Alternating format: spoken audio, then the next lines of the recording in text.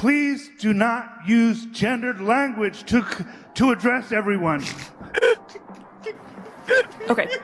We have a lot of disabled Because he said, hey guys. No offense, but it sounds like some fucking commie gobbledygook. And additionally with the noise issue, like avoid hissing, avoid waving banners, right? I love how the fucking communists are such snakes. You have to tell them to not fucking hiss. Why do you have to tell everyone to stop hissing? Who are sensitive to sensory overload, and that goes double for the heckling and the hissing. It is also my God, they're still hissing. They're still hissing. Why do they hiss? Who hisses? Very brief point of information. If you are using a microphone, talk into it directly like I am right now, and do not wave your face back and forth because people cannot hear you. That is all. Okay. They're just hissing and whipping their heads back and forth. For the sake of our comrades who have sensory issues, refrain from hissing. Oh my fucking God! It's a fucking pit of snakes.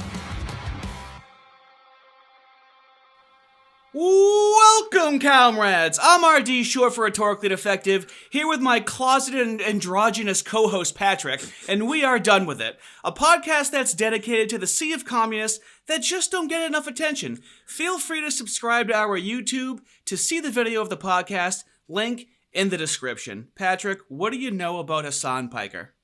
I know that he is an attractive bimbo who doesn't really ever seem to... Himbo, who never really seems to say that much. He's just very vague. Like, but the image that I have in my head of him is him in like sweatpants in a sweatshirt eating Doritos, talking about overthrowing the capitalist system. That's what I imagine. So you've seen his streams? Yeah, one or two of them. Yeah, I usually have to check out very quickly because it's so terrible that I can't watch it. So yeah. Well, so recently he was on Pod Save America, a very large podcast. But, you know, this is a podcast about Marxists, so we like to study the real movement of history.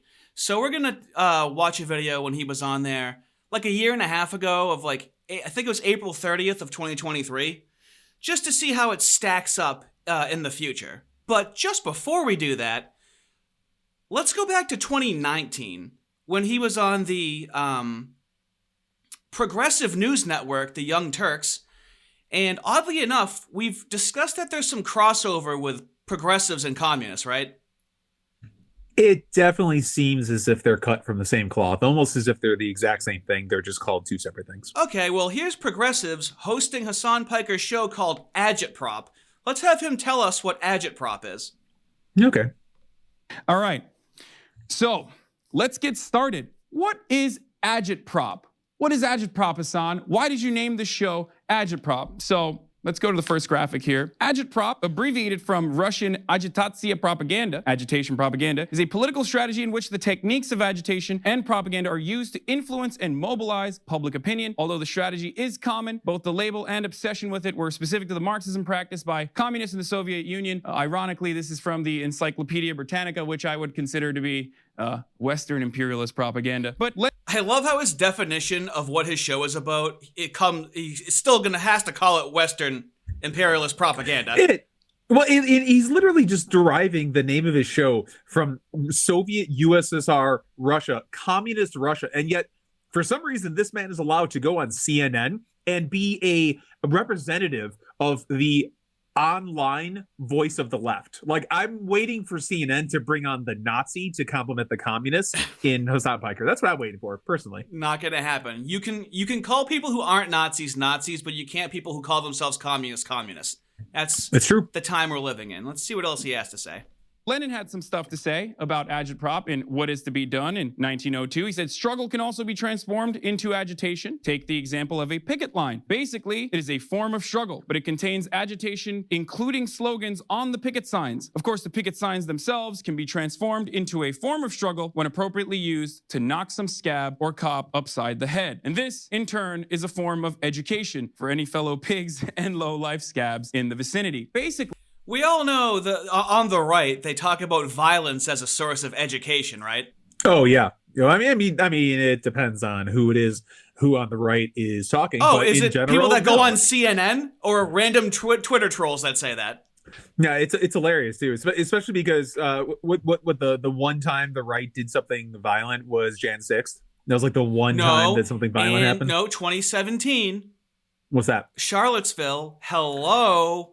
Oh yeah, well that's what's hilarious is that it's one crazed individual as opposed to the Summer of Love riots in 2020, which was a massive coordinated strike, like backed up by like nationwide. Leftists. By the way, and globally. Yeah, they were organically, globally during a pandemic decided to do an uprising, just very organically. Yeah, and now all of that, it's gonna be really, man.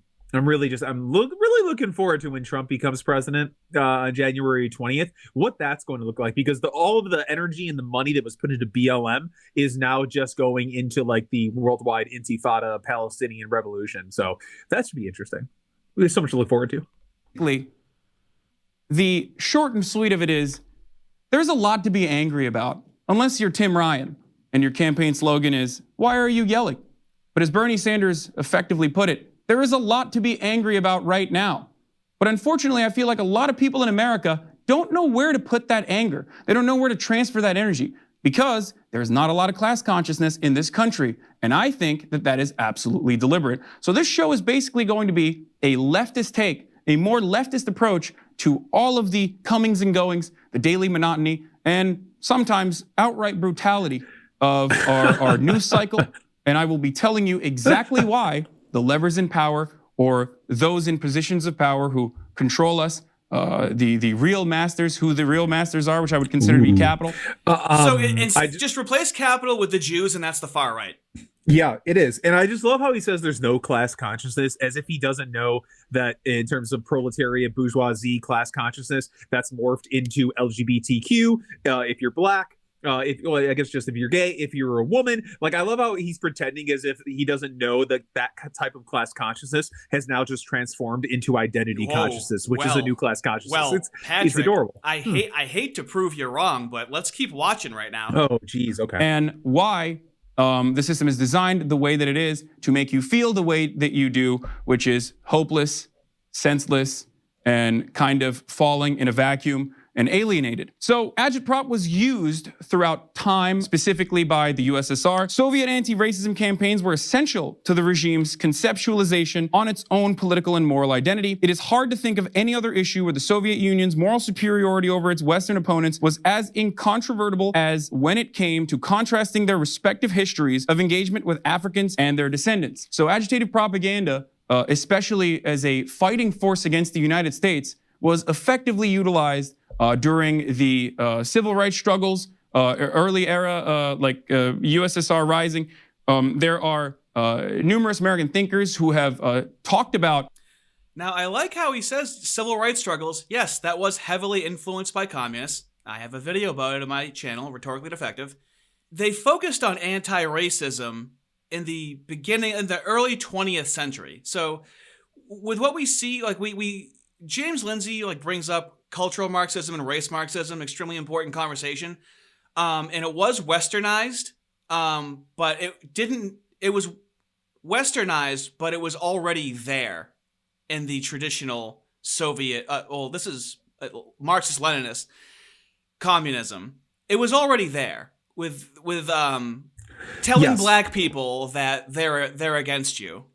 And it's interesting too, right? Because as you covered in your video, there were just Marxists just bringing in overt Marxist doctrine into these black neighborhoods, black populaces, trying to radicalize them into developing a class or racial consciousness. What's really funny is that it's become even more successful because it's not presented on the out front as, hey, this is Marxist propaganda. Now it's stuff from the Frankfurt School, stuff from critical race theorists who, while they may admit that they have a Marxist backing, they're not overtly all the time saying that they're Marxists. So now you can infiltrate these communities with Marxist teachings without overtly saying it's communism, which makes it 10 times more effective. And black Americans still haven't recovered and may never recover from what communists did to them with their rhetoric and ideology and pitting them against their own country. Yeah. No, it's, that's That's a whole one of the most that's a whole thing. nefarious things one can do.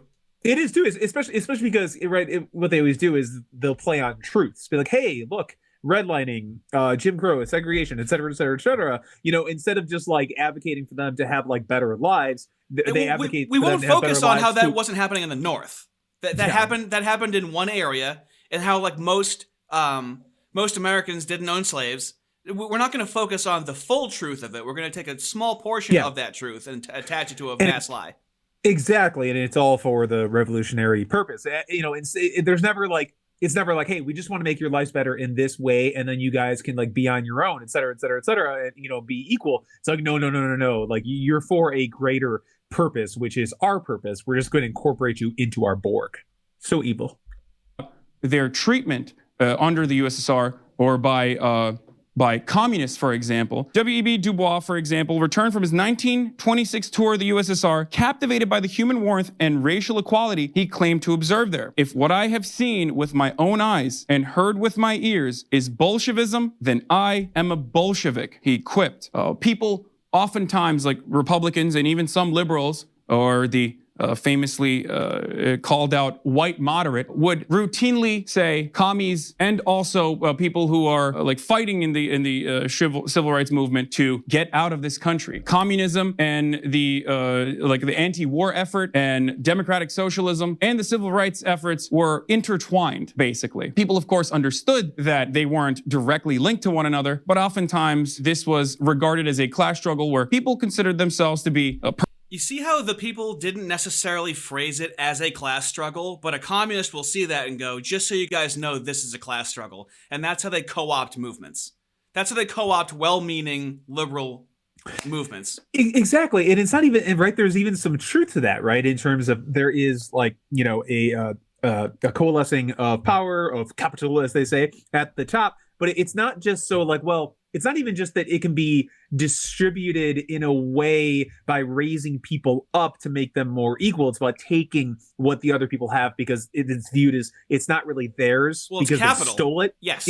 That's what capital, that's a great distinction, the way that you described it. That's what they mean by capital, is undeserved property and wealth. And it's all in the pursuit of that's why they're allowed to take it. Yeah, and it's all in the pursuit of, you know, achieving their end of history utopia. Instead of just making people's lives, it's not actually about making people's lives better. It's just a scheme in order to try to, you know, basically make their own biblical prophecy come to fruition. I hate them so much. Perfect allies. Now, this is very similar to what we see in this day and age. But before we get to that, by the 1940s and 50s, the Soviet Union, a country that preached and occasionally practiced the principles of internationalist solidarity, had given to a more traditional nation state dominated by the ethnic Russian majority. At this point, the KGB agitprop started focusing on both sides of internal conflict that existed in the United States to exploit division in the United States and agitate as best as they could. This is a little bit more similar to what we see during the Russiagate era of Russian propaganda, where both sides of a Black Lives Matter conflict can oftentimes be, our media outlets will talk about Black Lives Matter and how Russians were instigating BLM movements. There was an organization in, I forget which area it was in the United States, where there was a scare propped up by Facebook ads in regards to Muslim immigration. But then on the other side, there was also another agitation happening in regards to Islamophobia in the area and white nationalism. And that's pretty much what started happening in the 60s and 70s. But my main point here is the fact that these issues... Is he saying that Russians were propagandizing both ends of the agitation? He doesn't speak very linearly, but I mean, that sounds like that's what he was saying. He said Black Lives Matter, but then he said 60s and 70s. He has these papers in front of him, and he can't remember what he's talking about. Yeah, and I do love that he says that, though. It's just, you know, just nice and open. You just open about it. You know, they're playing both sides, manipulating both sides. Oh, no, he's a progressive left-wing commentator. He's not a communist. Yeah, sure. Issues have not changed. Obviously, even if you don't care about like civil liberties or equality or fighting for equity, because you care about your fellow men and women and fellow citizens, then the least you can do is care about it from, I don't know, maybe like a national security perspective, considering the fact that America is basically a powder keg and it's so easily Why do you suppose it's a powder keg? Is it because of the agitation you just described right now? The intentional agitation from communists generationally in the country? Do you think that might incense a powder keg in the country? No, the communists are just bringing to everyone's attention the class consciousness or identity consciousness that they've been stripped of so they can rise up to then reclaim their power. I don't know what you're talking about, you fascist. Fuck you. Fucking fascist. influenced and exploited by foreign adversaries who want to change political outcomes or who want to make us fight amongst ourselves? Why don't we? Why is he putting it in quotes? Didn't he just say that's what happened? I'm so confused. Okay. Well, I don't. Yeah. Okay. Anyway, he's impossible to listen to because he'll tell you exactly what they're doing and then act like they're not doing it. Yeah, exactly. And the longer he talks, the more my eyes glaze over. Like I can't. He's just so stupid. Just look at him. Stupid face. I hate him. All right. So let's fast forward from 2019 to 2023. So that I'm sure he's evolved. That was that was pre-COVID, Hasan. Okay. So now we're gonna go to April 30th of 2023 when he was on Pod Save America, and let's see how much we humanize this communist that fully and openly admits to the division, the propaganda, and the tactics of communists that have been in the country for a century. I knew that the space was very diverse, but unfortunately the output from video game essayists and commentators were incredibly right-wing. Yeah. And I think that they were radicalizing a lot of people. YouTube probably played a big role in that too. Yeah, they're not looking to radicalize people, right? The issue is that the wrong people are radicalizing people. Even though it was the anti-SJW era in 2015 where these that's where the blue-haired trope came from. When the AIDS Skrillex was like, "You're a white male," and Carl the Cuck was like, "Are you kidding me?" That's where it comes from because people were. I was not paying attention to that point. Those two people right now, that means nothing to me. What you just said. What he's talking about is there was. Are you familiar with the anti-SJW era of YouTube? No. Oh my dear Lord! Well, that's what he's referencing. I was basically painting a black fist on my face during 2015. Okay, so I was not exactly paying attention to YouTube. Okay, like the YouTube algorithm, but I saw that and I was like, this is not right. I think there are a lot of people that also would understand my perspective and would probably mesh better with my worldview than the great replacement. I'm John Favreau. Welcome to Offline.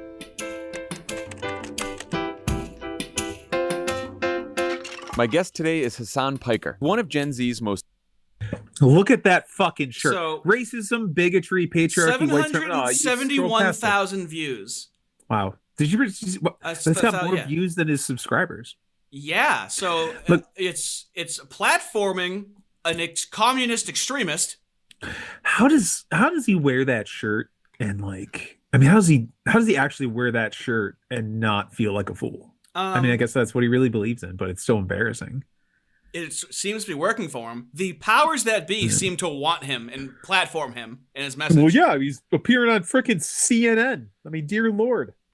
Most influential political commentators. He's probably most famous for a 2020 Among Us stream where he played the popular video game with Congresswoman Alexandria Ocasio-Cortez and a series of other prominent Twitch personalities. Since then, Hasan's reach has grown rapidly. Today, he has a dedicated following of 2.5 million, which he streams to for 8 hours a day, 7 days a week, often attracting more than 500,000 viewers. Hasan is known for his casual approach to political commentary, which is to say that he says whatever he thinks and does not give much of a shit. His casual. I thought it was especially useful. Yeah, so casual where he's allowed on Twitch to play Master Chef without adding any commentary and just play copywritten material. He's just somehow allowed to do it by all of these corporate oligarchs that just let him go. He doesn't he's gone for 10 minutes at a time with an empty seat. See, now when I think of casual, I'm just thinking of my image of him, which is sitting there eating a bag of potato chips in sweatpants and hoodie. So that's what I'm thinking of when I hear casual. Useful to hear Hasan's perspective as someone with a young, politically engaged audience who's thought a lot about persuasion and media in our extremely online era. Here's Hasan Piker. Hasan Piker, welcome to Offline. Thank you for having me. This is incredibly professional. I didn't even realize, I did not realize how much of a burnout does he sound like? He's like, dude, this is like so, like, did you know where you were going? Were you abducted in a van? And then blindfolded and then delivered there, and he's like, "Whoa!" I also love that shirt he's wearing, because it's like basically one of those shirts that like people used to wear in like the Wisconsin Dells in the '90s, where they had those like cheesy wolf shirts. He's like, man, remember what people used to wear? He's just a regular guy. He's a fucking hipster doofus, is what he is, and he thinks it's funny to wear these kitschy clothes because people used to wear them in the past. Everything he does is just drenched in irony. I hate it. crazy this was. Didn't you guys used to like shoot out of the cast studio or whatever? There was that. Yeah. We also had an office like around La Cienega that was like across from a strip club and that had one bathroom in the kitchen. So that was our first. Yeah. So this is better than that. I mean, I have a podcast. I have two podcasts, and I shoot out of my living room. We did that. Well, I shoot out of my. Well, I guess the difference between a capitalist and a communist is a capitalist reinvests into their pursuit and their vocation, like your Stephen Crowder, your Tim Pool, your Ben Shapiro, and Daily Wire. Even Destiny will reinvest back into it. This communist is just a millionaire and just doesn't reinvest it and make a studio and build wealth for other people. He kind of just hoards all of it to himself and buys a $3 million home.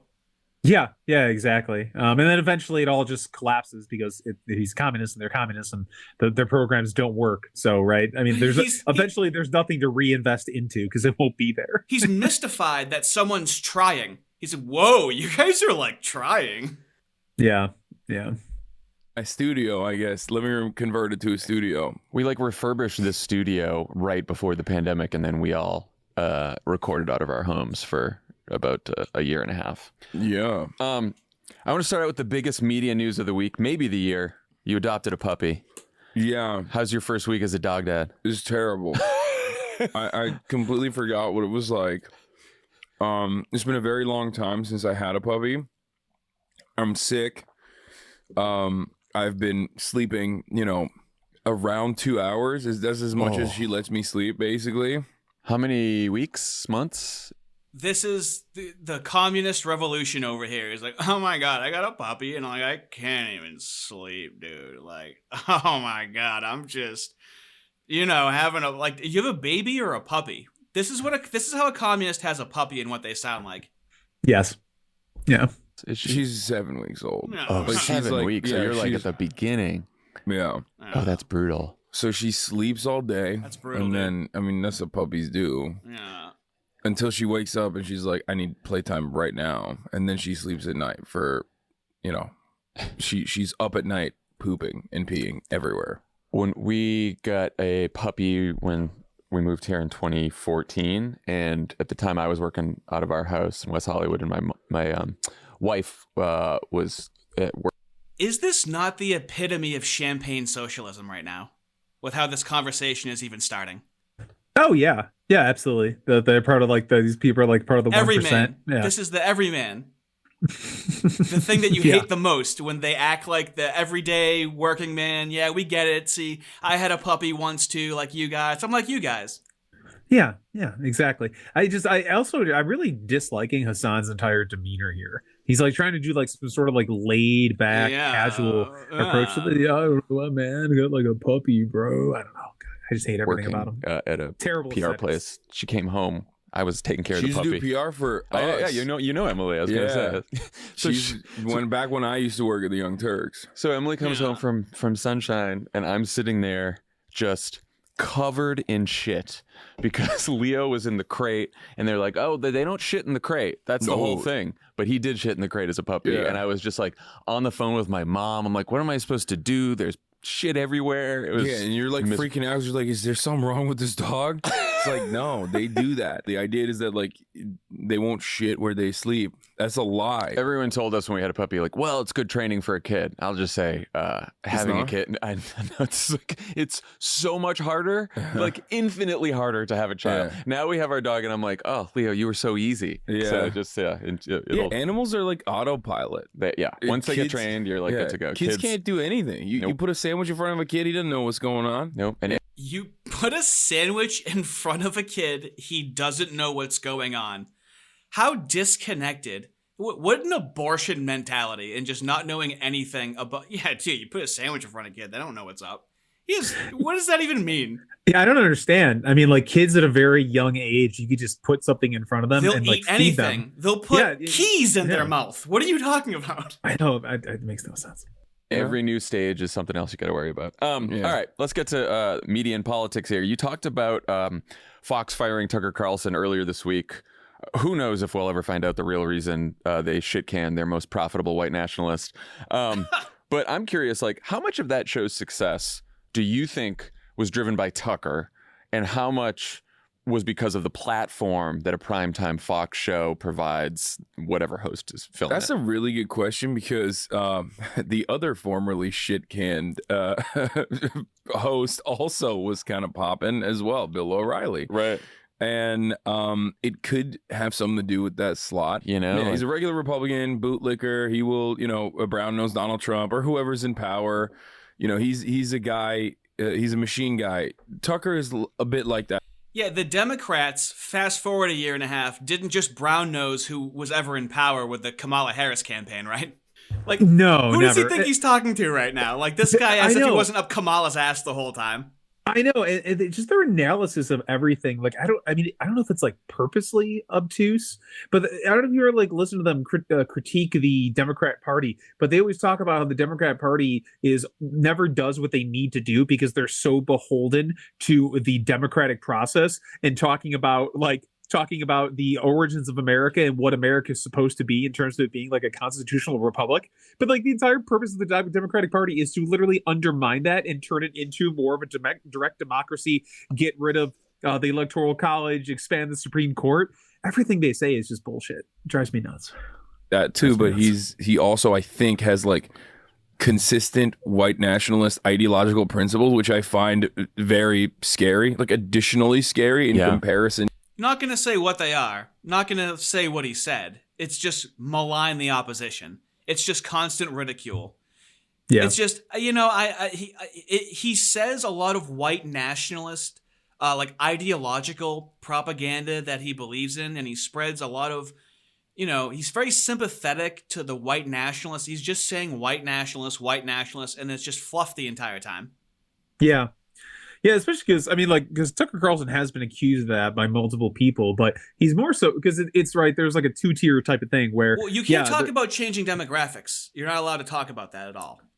Yeah, but because it's like so much more complicated than just like there is a demonization of white people, but it's like for a greater overall purpose than what either of these assholes are ever going to mention. They're never going to mention like what whiteness is and how anyone can adhere to whiteness. Doesn't matter what your skin color is. They're never going to talk about that. It's a meme that Hasan sometimes is white and sometimes is brown and sometimes is Muslim, depending on what he's talking about. Yeah, I think in this episode, I'm pretty sure he says, "I am a white man." Yes. In this one. So in this one, he's white. Yeah.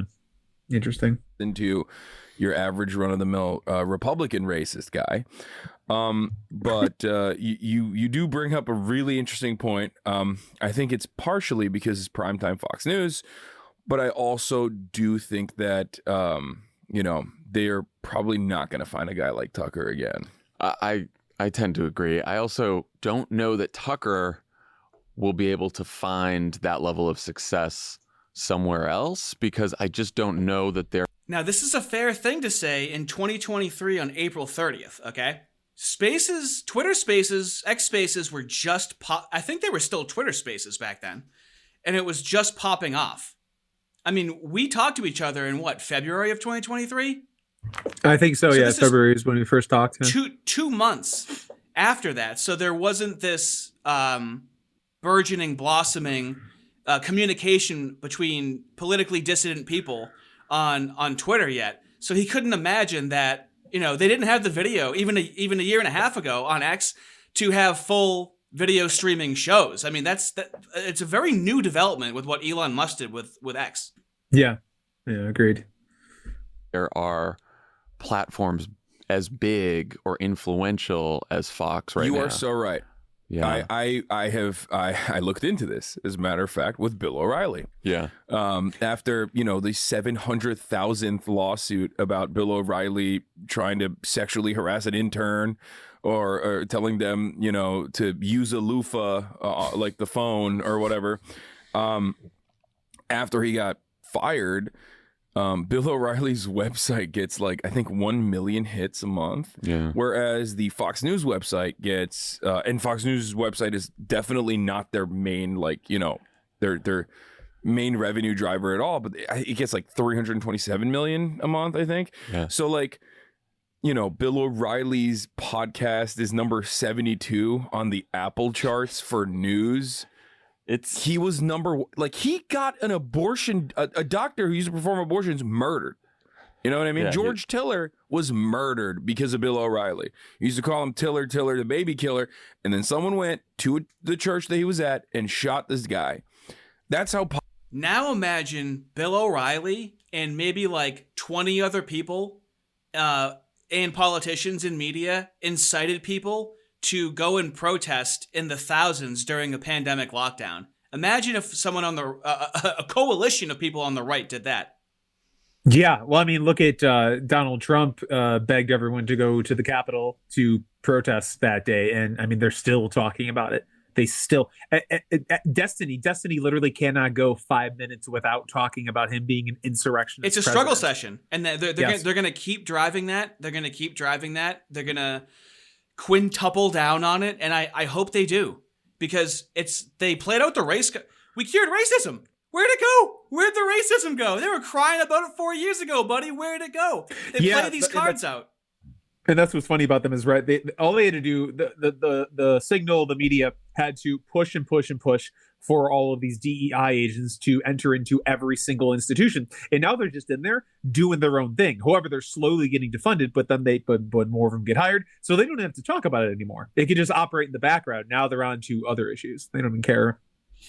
Popular and prolific and important Bill O'Reilly was. And now he's got a fucking podcast that, you wouldn't have him on as a guest. You'd be like, I don't even fucking...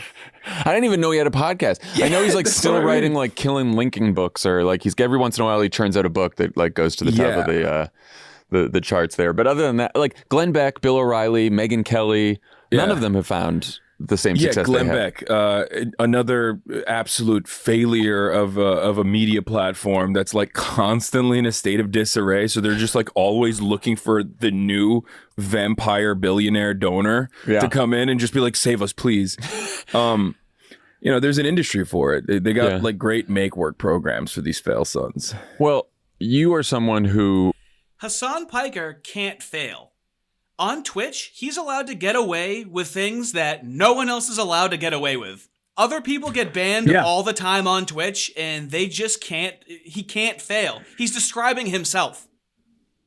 Yes, he is. Yeah, he's the most privileged person, I think, that uses the internet. Possible, right? Yeah. You went as extreme as possible. That uses the internet in general. Yes.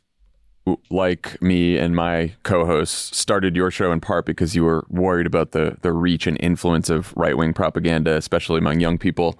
When you started doing political analysis for Young Turks, did you have a theory of the case as to how you'd reach people and persuade them not to buy into the right's bullshit?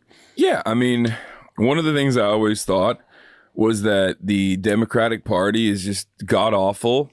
And now I think it's by design, but that's a whole different subject.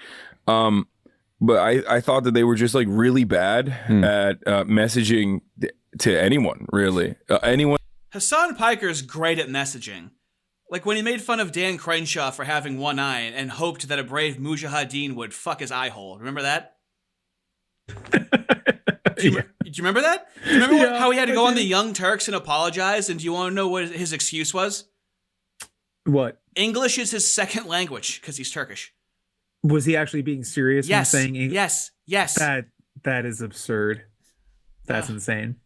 One other than like a very specific zip code where like of like New York Times subscribers that are like more invested in this notion of like, you know, Americans following their profoundly important civic duties and you know, people who just care about civility over anything else. You know what I mean? Like the Dianne Feinstein shouldn't be forced to retire actually because she's a girl boss crowd. Like, yeah, could be a little clubby. Yeah, it's just like outside of that, most people are just. Yeah, it can be a little clubby. What says Hasan Piker, who insists on living in L.A. with a $3 million home? He could live in another place, but he wants to be where the elites are. He insists on living there. That's where he wants to live, surrounded by them. Well, that's the dream of every socialist, right? Is just to rise to the top, and then they could, you know, rub shoulders with all the elite, all the other elites of society, and become one of them, right? And eventually supplant some of them. But yeah, no, they're all just hypocrites. It really describes the hyper reality of the communist, where as long as he's saying the right shit, he can do whatever he wants. And that's how a lot of these dictators come to power, because he's saying the right thing, so he can do whatever he wants. And they'll share that meme of like the guy with the he's got like you live in society or what? Yeah, the you live in a society meme. Yeah, exactly. Yeah, you know there's a Hasan version of that meme, right?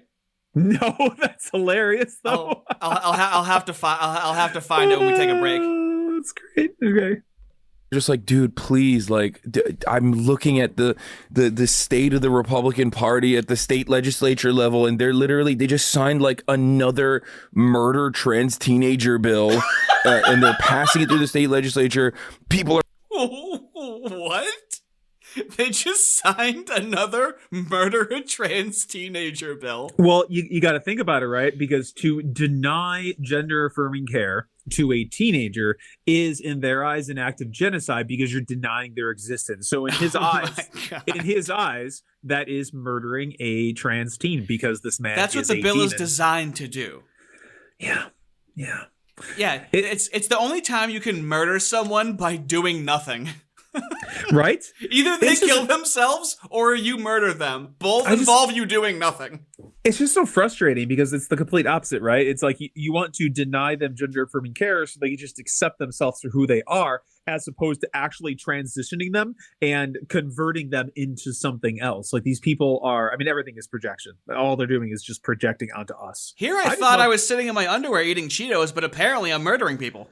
Yeah. I mean, wait, you're wearing underwear? I don't really need underwear on. Anyways, keep going. People are protesting. It doesn't matter. They're like, you know, beating the shit out of the protesters with the cops. Meanwhile, you know, you're over here talking about civility. Like, what the fuck's going on?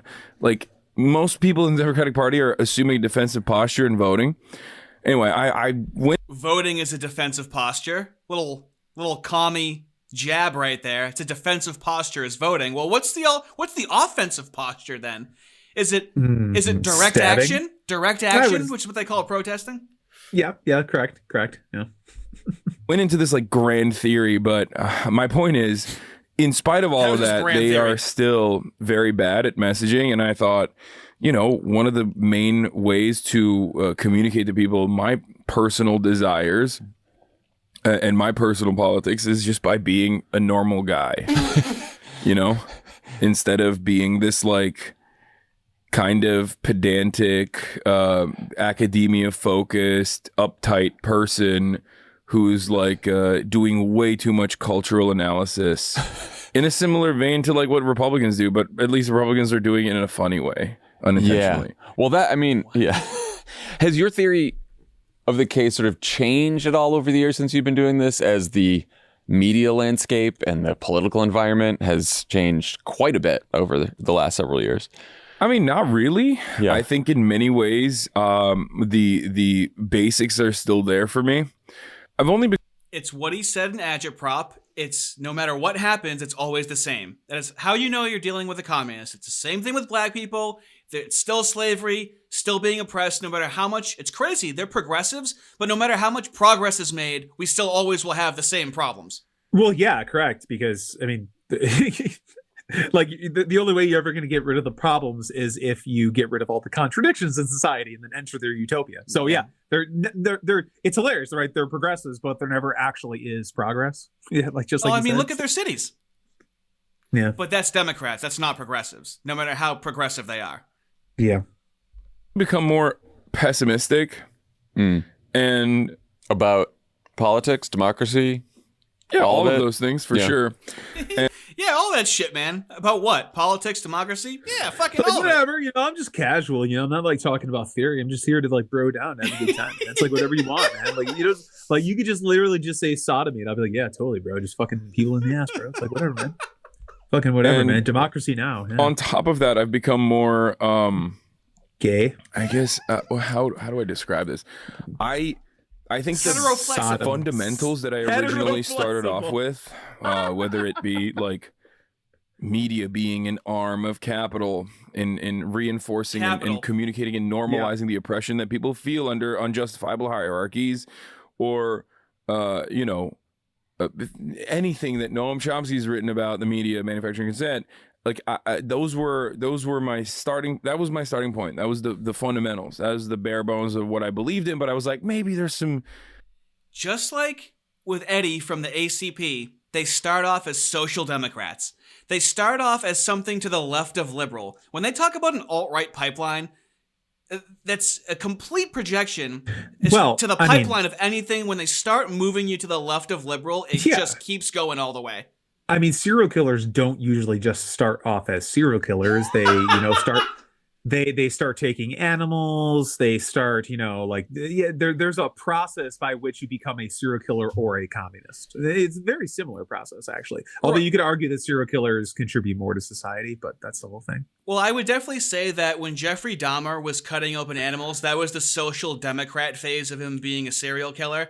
And then when he was exclusively killing gay black guys, and then when confronted about it, was saying, no, it's not because they were black. That's when we have full communism. I do love that, though, that he's like, look, I might be a psychopath. He ate people, right? Didn't he eat them? Yeah. I might be a psychopath that eats people, but I'm not doing it because I'm like, would I eat a black person if I was racist? I want to eat them because I love black people. Dude, well, that's how strong the disgust mechanic and demoralization around racism is. Yeah. People out there that are, doughy-eyed and they have a different perspective, and it's not like that. And no, I went back to square one, and I am more of a firm believer in that now than I was before. So I think that's what happened. Last week I talked to Laura Bates, who spent a lot of time researching and writing about how the internet is radicalizing young men. They start with, these lightly misogynistic videos and memes, and then they end up Jordan Peterson fans or incels or even worse. How do you think about what's required to prevent that kind of radicalization? And like, do you think about that while you do your show? Yeah, no, for sure. I do that all the time. I mean, it's something that I'm trying to explain to people quite frequently. A lot of people on the... Does Hasan's throat sound unbelievably tight when he's going to speak? Yeah, he says that he's sick. So he's got the sniffles. So he might need a lozenge. He's doing some like it's like gesticulating. It sounds very violent in there. I love when he tries to talk about what he's doing and as if he's doing anything substantive other than just making broad critiques about things he doesn't even understand. Every question is catching him off guard. He gets asked a question and the way he starts is, well. On the left, on the hyper online side of things, will look to someone like myself and go, that guy's too broy.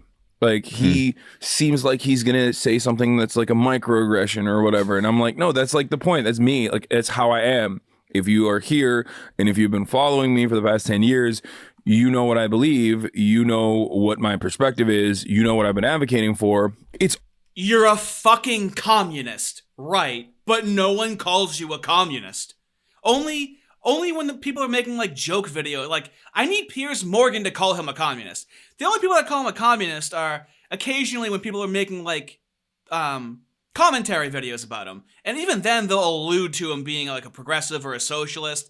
But like, how much more do you need to see that he's a communist? Can we get like Piers Morgan to say, so Hasan, you're a communist, right? I know. Like, I would really love for someone to clarify that. I wonder what he would say. What would he call himself, technically? He'll be, if he's fucking brown when he has to be and white when he has to be, God knows what he'd fucking say. He would just turn into the fucking metallic goo from the secret world of Alex Mack and just slide out of anything that he's fucking pressed against. Yeah, that's true. It's all online. Like, it's not something that I hide. I've been getting death threats over it for the fucking past decade. So you can look to that and see if I am those things. Yeah. Or you could just continue hyper-focusing on the aesthetics. The aesthetics are important, though, because I think that, we are primal lizard brain idiots for the most part, and we look to someone that we can identify with. And I think that for a lot of people online, they just look to someone like myself and they're like, oh, this guy is he's not super uptight, super academic. He calls himself a dumbass, which I am. And I think that resembles... What makes Hasan Piker so hateable is he'll say everything you want to say to him about himself.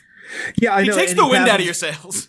And he passes it off as if I'm just so modest. I'm just a dumbass. Like, that's just what I am. Like, so I'm why just should like I you fucking guys. listen to you about your takes on fucking society?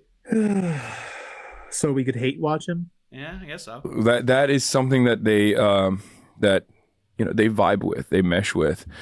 Whereas obviously I don't think I can deconstruct the systems themselves, and there's a reason why a guy like Andrew Tate can like basically have this torpedo effect where he just blows up. He takes off like a rocket ship out of... Oh, Hasan Piker didn't just blow up and take off like a rocket ship during COVID. All of these fucking commie streamers blew up during COVID.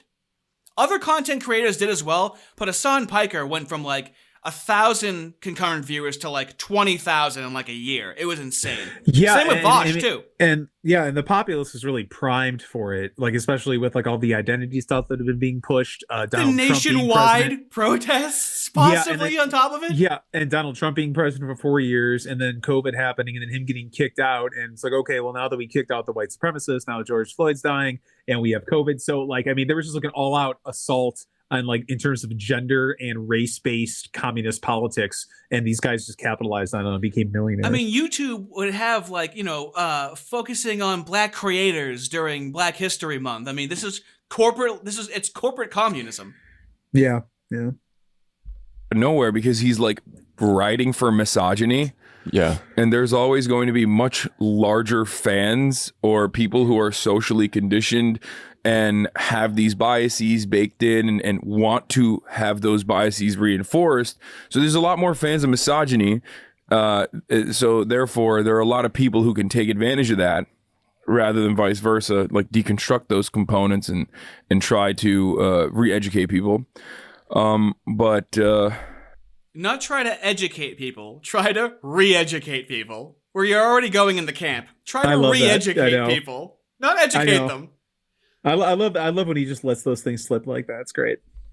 But yeah, ultimately, I do my very best to just be a normal person and explain to people where they're at.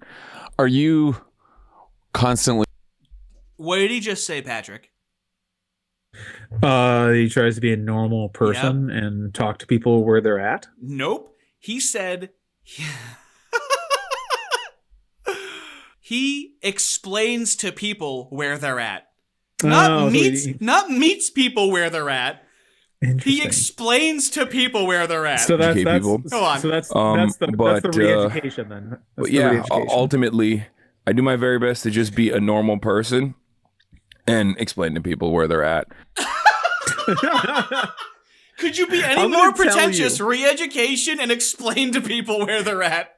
I'm gonna tell you where you're at so you know, and then you'll understand. They literally do try to, with class consciousness, is explaining to people where they're at. That he just gave up the game right there. He really did.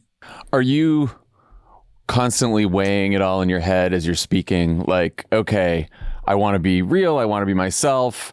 I don't want to say something, but I also don't want to say something too offensive, or that people might think that's offensive what I just said, but I don't really give a shit. Like, how do you... I feel like you are not worried about being canceled. No.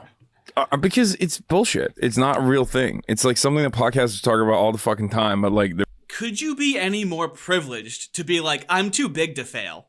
That who he's criticizing with the Democrats is what he is. He's too big to fail. He can't get canceled. He has his 20,000 concurrent viewers that are going to be there no matter what he says or does, so he can't get canceled. It's like, pfft. Yeah. I know, dude. The reality is it's not a real thing. It's just like, you know what cancel culture is? You know who cancel culture is real for? The dude that works at fucking Jiffy Lube, okay? Yeah. And is being canceled and trying to get his job taken away by who exactly? Your fans. Yeah, exactly. It's interesting because there is like cancel culture for larger individuals, although it's sort of like lost its luster at this point in terms of people actually being canceled all the time. But it's happened to multiple larger individuals. Well, yes, it's the attempt. So then when people try and cancel someone and then they get bigger, they go, huh, see? And it's like, that's like someone trying to murder you and then you become popular. And then they go, oh, see? Well, you tried to do something. You try to take away their livelihood, and then luckily, we only hear about the success stories of cancel culture. You don't hear about all the people that got canceled that weren't success stories, right? It's a bias. Yeah.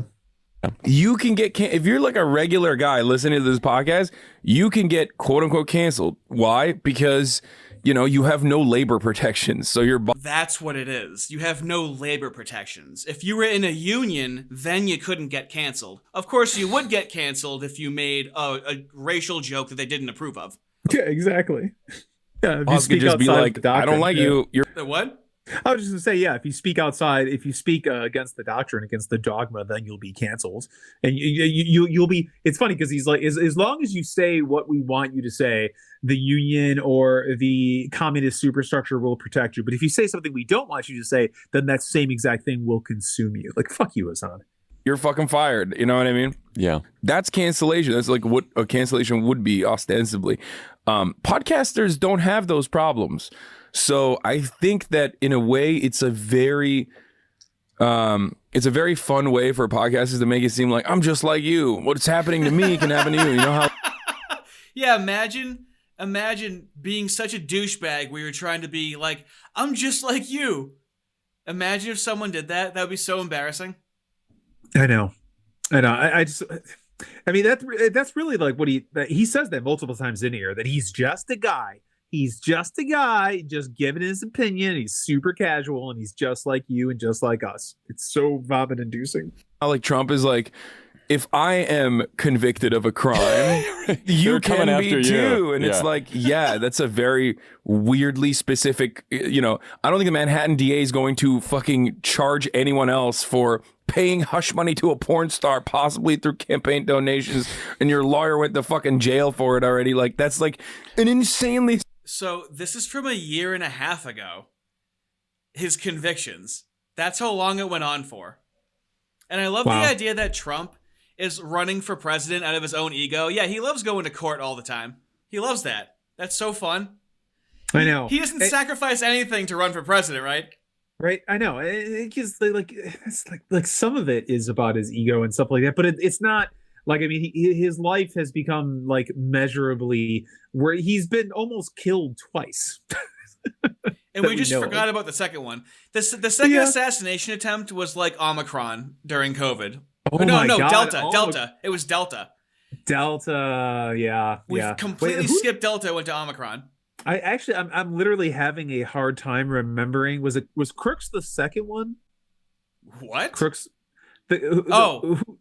Was it Thomas Crooks the second attempt on Trump's life? No, that was the first one. There wasn't a name for the second one. Oh, that's right. It was just that one guy. He ended up surviving. There's like that picture of him in the back of a cop car. Yeah, that's right. Okay. Yeah, don't worry about that. You don't have to focus on that. Don't worry about the implications of how they got that close to him. Just forget about it. It's fine. All right. I'm going to do a test right now. Okay. Okay. Sandy Hook. I mean, it's really sad, but I'm going to say Alex Jones. Okay. Oh, I can't believe Alex Jones shot up that school. What was the guy's name that shot up that school? What was the name? Isn't that weird? How you hear Sandy Hook and you think of Alex Jones? I know, and like I knew what you were doing. Shot him up was Adam Lanza, but that's Adam not connected with Lanza. it. That's That's not right. connected with Sandy Hook. Yeah. Alex Jones is connected with Sandy Hook. That was the real Yeah. atrocity.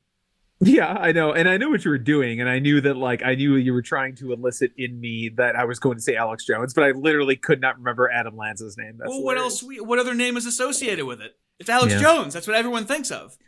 Yep. That's so fucking evil. Oh, it's so evil. Not the guy that killed the kids. No, Alex Jones. And think of what Alex Jones put those families through, okay? I know. Not what Adam Lanza put those families through. All right, I'm getting off topic. What Alex Jones put them through is worse than the actual death of their children, clearly. Oh, made it seem like it. Specific thing. To the average Joe, the average Joe would have been in jail, 10 steps before you. Yeah. Right? It's the same concept, it's the same principle. Having said The average streamer would have gotten banned 10 steps before you, Hasan. What are you talking about? He's just like everyone else, and he's held to the exact same standard. There's nothing special about him. He is the everyman of Twitch. Fucking Palestinian terrorist propaganda. You know that, right? Did you see that? Yes, yeah, I'm aware. Yeah. I know. Those are freedom that it's really fighters. fucking Freedom annoying. fighters. Yeah. It is profoundly annoying. Cancel culture. People misconstrue what you're saying all the time. I speak for 8 to 10 hours every day. My mind rushes in a million different directions. I have ADHD, as you can probably tell. It's very difficult for me to. You know what? I do agree with Hasan on two things. He's a fucking dumbass with ADHD. I couldn't agree more. We should definitely listen to this guy. Vosh does the same thing, where he's like, yeah, I have ADHD and I'm autistic. I know. And I hate that. Everyone has ADHD and they're autistic. They're not everyone has ADHD and they're autistic. I feel like they just use that as an excuse for their shitty personality. Yes. Yeah. Yeah, it's really frustrating. Especially if you actually come across someone that is autistic, and they're just like that. There's 75 paper clips right there on the forehead. Like if you actually come across someone that's autistic, you're like, oh, okay. Like you're actually like, and I'm not saying this in a derogatory way. I'm like, you're actually retarded. Whereas the other person over here is just an awkward douche, like just awkward. You're thinking of traditional autism, okay? I'm thinking you're forgetting that they queered autism, which autism just means kind of not normal. They widen the umbrella so much. Yeah, I was thinking of the Dustin Hoffman variant. Yeah, that's correct. that variant, like COVID. There was that variant of autism. Yes. Coherently describe exactly what I believe. Sometimes people misconstrue it. Sometimes people weaponize it. It's like a very normal part of this media landscape that we live in. He's so ultimately full of shit. You can only be he says overtly terrible things that you don't need to take them out. Usually the horrible things he says, you're like, oh my God, why is he saying that? And you listen to the context and you're like, oh shit, it's worse with the context. Well, communists love doing that, where they're like, oh, that's clipped, it's edited. Okay, well, how could you justify what he said? I know. Then show me the justification for it. And they never do. Yeah. Was he the one that said colonizer babies? No, baby settlers. So there's still settlers.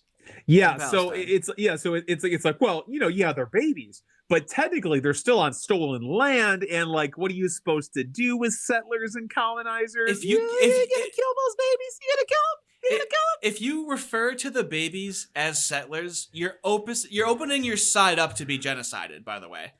If you're going to consider their babies as like that kind of rhetoric, considering their babies as settlers, it's like the adults. Meanwhile, they have actual child soldiers that are operating as adults in Palestine. I know, it's so evil, and yet he goes, "Oh, I get taken out of context." It's like, do you though, or do people just like understand the context of the terrible things you're saying? Like, come on, quote unquote canceled by in the podcast world, at least, or in the media world, by your own fans. Offline is brought to you by Manakura.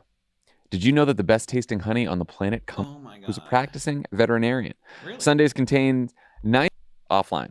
You've said that the left can be very successfully turned into a cartoonish depiction of a hysterical person, someone who doesn't see any joy in life. I want to show people that you can be a progressive and not be a total fucking scold. Why do you suppose they're interpreted that way? I don't know why people have this very specific, exact perception of us and turn into a scold. So they're going to talk about woke. Are you familiar with what a woke scold is? Isn't that just like someone? Is that a woke person that scolds other people about them not being woke enough? So what the online I've heard the phrase. Yeah, what the online left began to do, since everybody was getting scolded, and then when Vosh would get scolded, he would start to call it'd start to be a woke scold. A woke scold is when you're trying to outwoke someone on the left, and you're scolding someone on the left. So they call it a woke scold. Oh, so you're okay. That makes sense. They're dismissing the far left or whatever retarded thing people try to scold you for on the left toward people on the left is why it's a woke scold. Oh, gotcha. So it's a more woke person. Well, it's a person who views themselves as more woke than the other person, scolding just the annoying, other person, constantly putting them critiquing, through a struggle session, deconstructing. Oh, yes, exactly. Actually, yes, exactly. Yeah, just struggle sessioning their own side, where it's like, it's like I they do it a lot in terms of like the intersectional hierarchies about like which group is more oppressed depending on their intersecting identities and stuff. Although I do think that I think it's black, queer, trans, disabled. I don't know women. if black is first anymore. I think queer is first now. No, I know, but if the queer not person gay, is not trans gay, queer. and black, yeah, which is really funny because like it's funny that they say that though, because the discrimination against a black, trans, or queer person actually just comes from other black people, which is why they always target like straight black men as the white men of the black community, because they hate them because they have the least intersectional cred. So funny. I think about this constantly, especially over the last couple of years. What is it about the left, do you think, that lends itself to that caricature?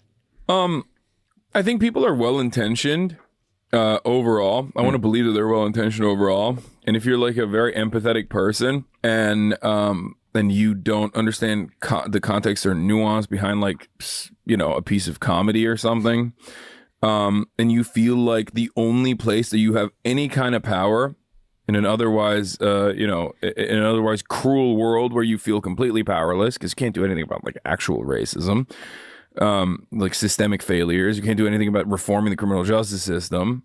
You hyper focus on, cultural analysis, and you hyper focus on like what TV show you can kind of yell about, or you hyper focus on like language and changing language and I think that one of the major components of the left behaving this way sometimes, especially online, is that it's the only thing they know, and it's the only thing that they've gotten like positive reinforcement out of. And by positive reinforcement, I mean like a corporation actually reacting and saying, sorry, we fucked up, we're going to change it. Because, no matter how much you yell at the Democratic Party, like they are still going to give extra armored personnel carriers of the police force. You know what I mean? Like they're not fixing the fucking potholes. You can tell that capitalism started to become like communist capitalism when the corporations started listening to these people. When we were growing up, they would just be like, oh, go fuck yourself. Fuck off.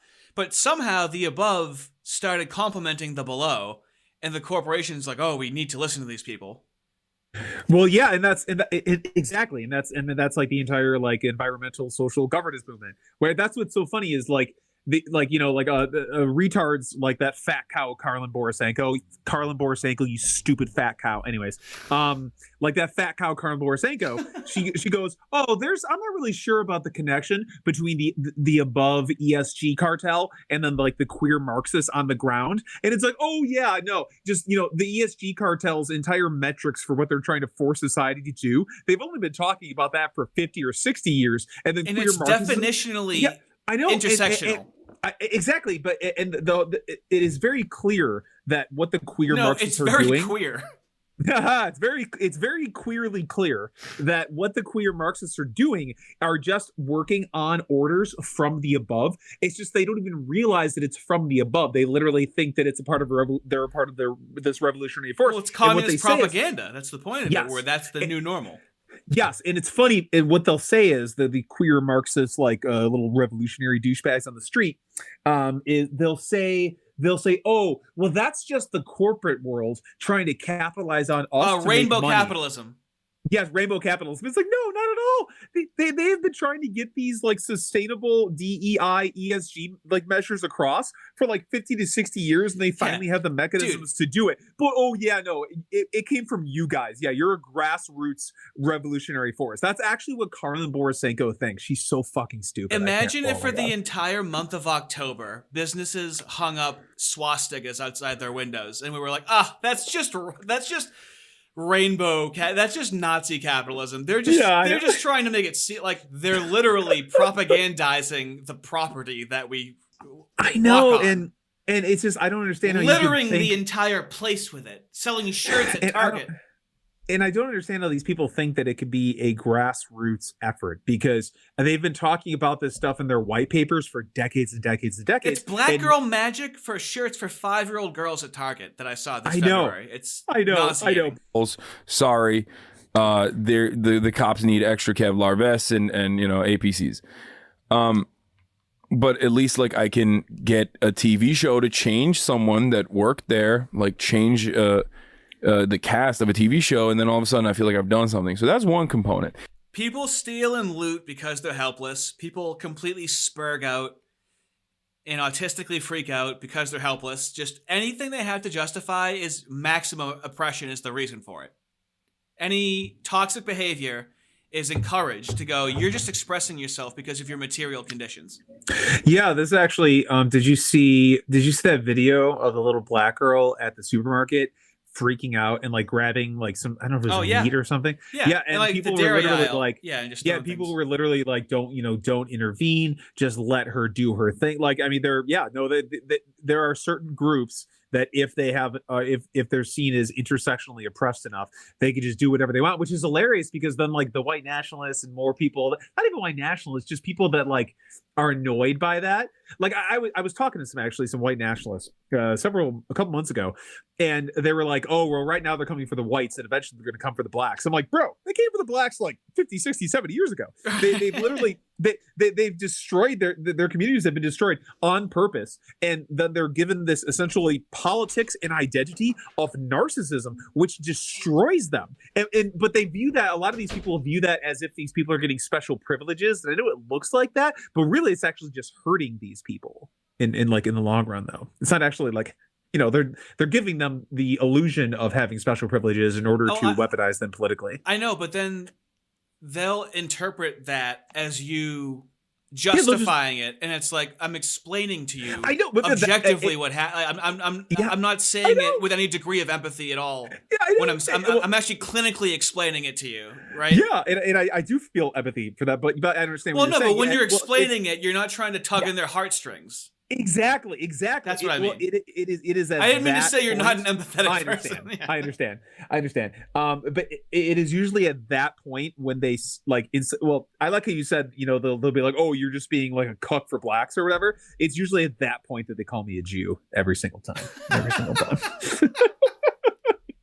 The other thing that I have experienced a lot on Twitch, where I'm live every day and I like talk to people nonstop, constantly. I have an arena full of people listening, but he talks to people nonstop, constantly. Yeah, he's not just banning people from chat constantly when they say something he disagrees with. He's having fleshed out conversations with his chat. That's what he's known for. Yeah, correct. Well, I think he says it right here coming up that he's like, well, if you put a comment, I'm gonna read it. Yeah, I know. I've seen him talk to his chat. He's verbally abusive to a lot of them. They can also say something back to me and I will read it in real time.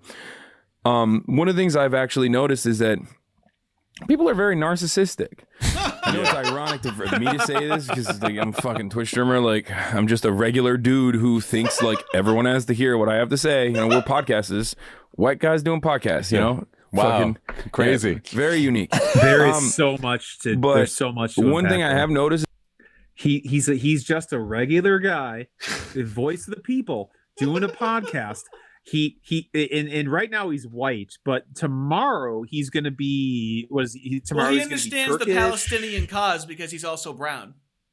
Yes, of course. He knows what it's like to be called up for being a brown person as a white guy.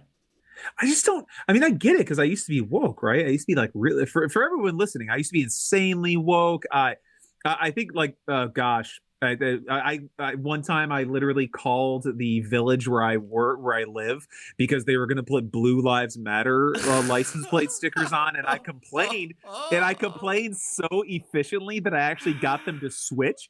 Although I did get them to, they switched to just a support the police one, and I was actually okay with that because I told them I was like, well, you wouldn't want to. Well, you're a liberal. Yeah, I was like, you wouldn't want to, and I was still woke at the time, but I was still like, well, you didn't realize you were being pushed further left. You were like, hey, no, well, I didn't. you're principled and moderate. You got your way, and you were compromising. Yeah, exactly. Like I told them, I was like, that's fine. Support the police. I don't care. But like in my mind, in that moment, like a Blue Lives Matter sticker would be the same thing as like a Black Lives Matter sticker because the way it was politicized. I was such a douchebag. But I was going to say, I don't understand why you would willingly adopt these politics, but I do understand because it happened to me. It's just really a sad way to view the world, how these people view the world. Very demoralizing. Is that a lot of people will utilize, or rather well, wait a minute. If you were watching Hasan Piker back then, would it have like shaken you out of it way sooner? What were you watching to make you? Oh, nothing. Nothing. No, none of these people. So it was just vibes. It was just what was around you. It was vibes. It was being radicalized by Keith Olbermann in 2008 and 2009. You were radicalized by dude. Have you? No, I swear to God. Take a 2008. I video, hope you got stuffed in lockers in middle school. One time nobody wanted to sit with me at lunch, so I ate my lunch in the bathroom by myself. Yeah, so I got that going. Yeah, Keith Olbermann would radicalize you fucking faggot. No. Okay, take a 2008. Fuck you, Artie. Take a 2008 video. Take a 2008 video of Keith Olbermann and then put it up next to a Hasan Piker video from now and tell me which one is more insane. That's a video we should do. We should do a 2008 video of fucking Keith Olbermann. That man. What was he saying?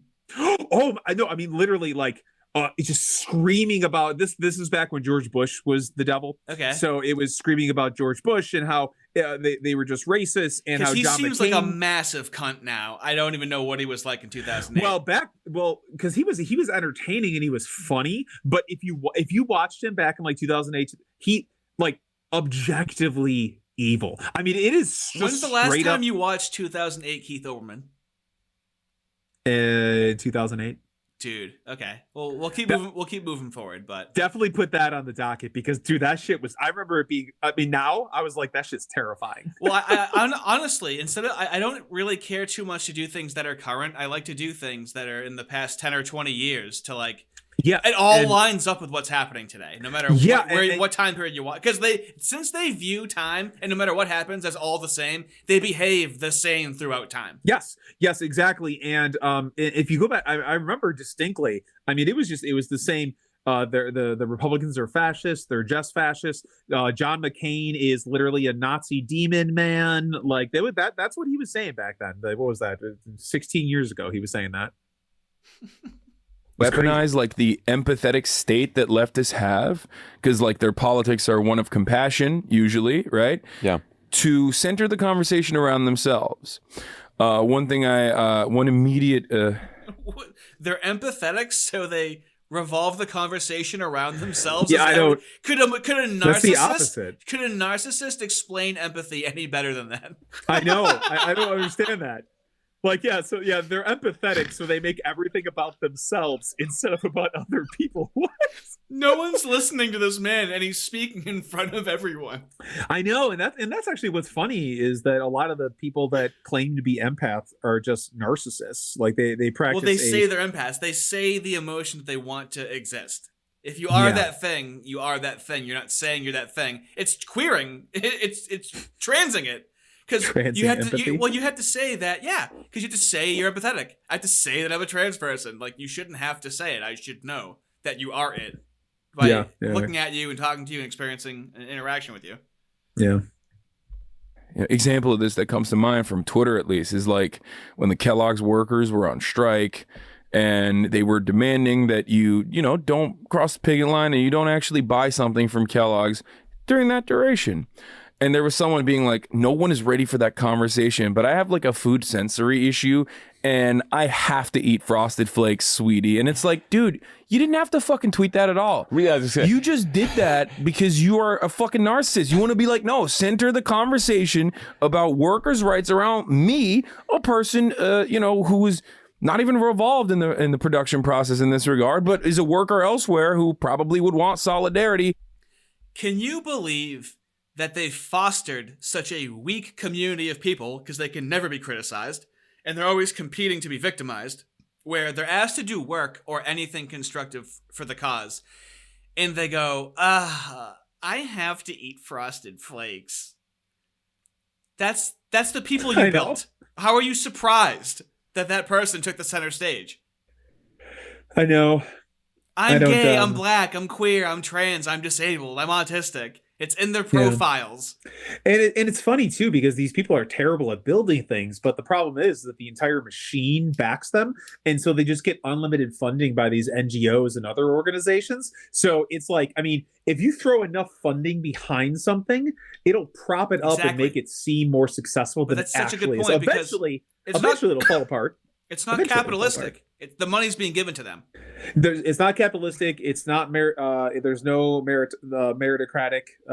There's nothing like that behind it. It is purely about aesthetics and making it seem as if it's something. Just long but they're enough getting for them money. To get, yeah, they're getting money for doing it instead of actually doing something and then getting money. Yeah, earning it like from a channel or from anything like that. Exactly. Yeah. No. They're not. There's no product that they're putting out. It's not like it's like the opposite of what's that stupid show about sharks or whatever with Mark Cuban. It's like the opposite of that. Yeah. It's the opposite. Show with sharks. Yeah. show with sharks in the tanks. Oh my God. Are you okay over there? You sound like you're dying. Yeah, I'm trying. Me too. I think I caught Hasan's cold. Oh my gosh. If they were also in a similar predicament, but it's just like and when I say that person is like, don't eat the Kellogg's if that's your issue for sure. And then if someone yells at you for not expressing solidarity to the workers, then explain your situation. But there is a sort of an impulse to just go ahead. That's what I mean. Yeah. Like you could have literally just shut the fuck. I love the idea that they're trying to boycott Kellogg's and go on strike. And he's like, hey, listen, just don't say it publicly. So imagine someone privately being like, I really have to eat these Frosted Flakes. Like, don't tell anyone, okay? And then they completely support that. They're like, yeah, lie about it. This is all optics. There's no limiting principles. You don't actually have to do the thing. Just make it seem like you're doing the thing. That's what they're both talking about right now. If you're not going to boycott it, lie and say you're going to boycott it, and then privately do whatever you want.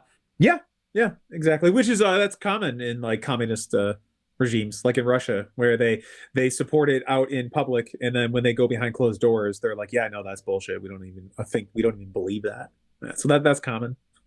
Fuck up and ate all the Frosted Flakes on the planet. Like, no one would know, but you chose to like make this a conversation point because you were like, oh, people are blindsided. Like, it's utilizing, or rather weaponizing, the intersectionality of leftist movements. Look at him. He's just say he doesn't know where he's going. He doesn't even know where the fuck this sentence is going to finish. Right. It might finish in the form of a question. He has no idea.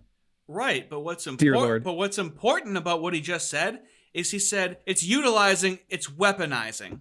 Yeah. They are utilizing it, and to hide the fact that they're utilizing it, they're saying that the other side is weaponizing it. This man's mask slips so often it's hanging around his neck 24/7. He actually never puts the mask on. It's always off. I don't even know why he still carries the mask around.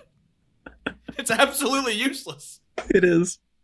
You could have literally just shut the fuck up and ate all the Frosted Flakes on the planet. Like, no one would know, but you chose to like make this a conversation point because you were like, oh, people are blindsided. Like, it's utilizing, or rather weaponizing, the intersectionality of leftist movements to just say, look at me, look at what I have to say. I have something to say and I need everybody to hear it. And I think that the DSA, for example, even though they do great work in many respects, will oftentimes fall prey to this, will fall victim to this, where I'm just like, my big principle always is like, I don't give a fuck, just shut the fuck up. You're here to listen. If you come in... He has no principle. I'm just thinking of this right now.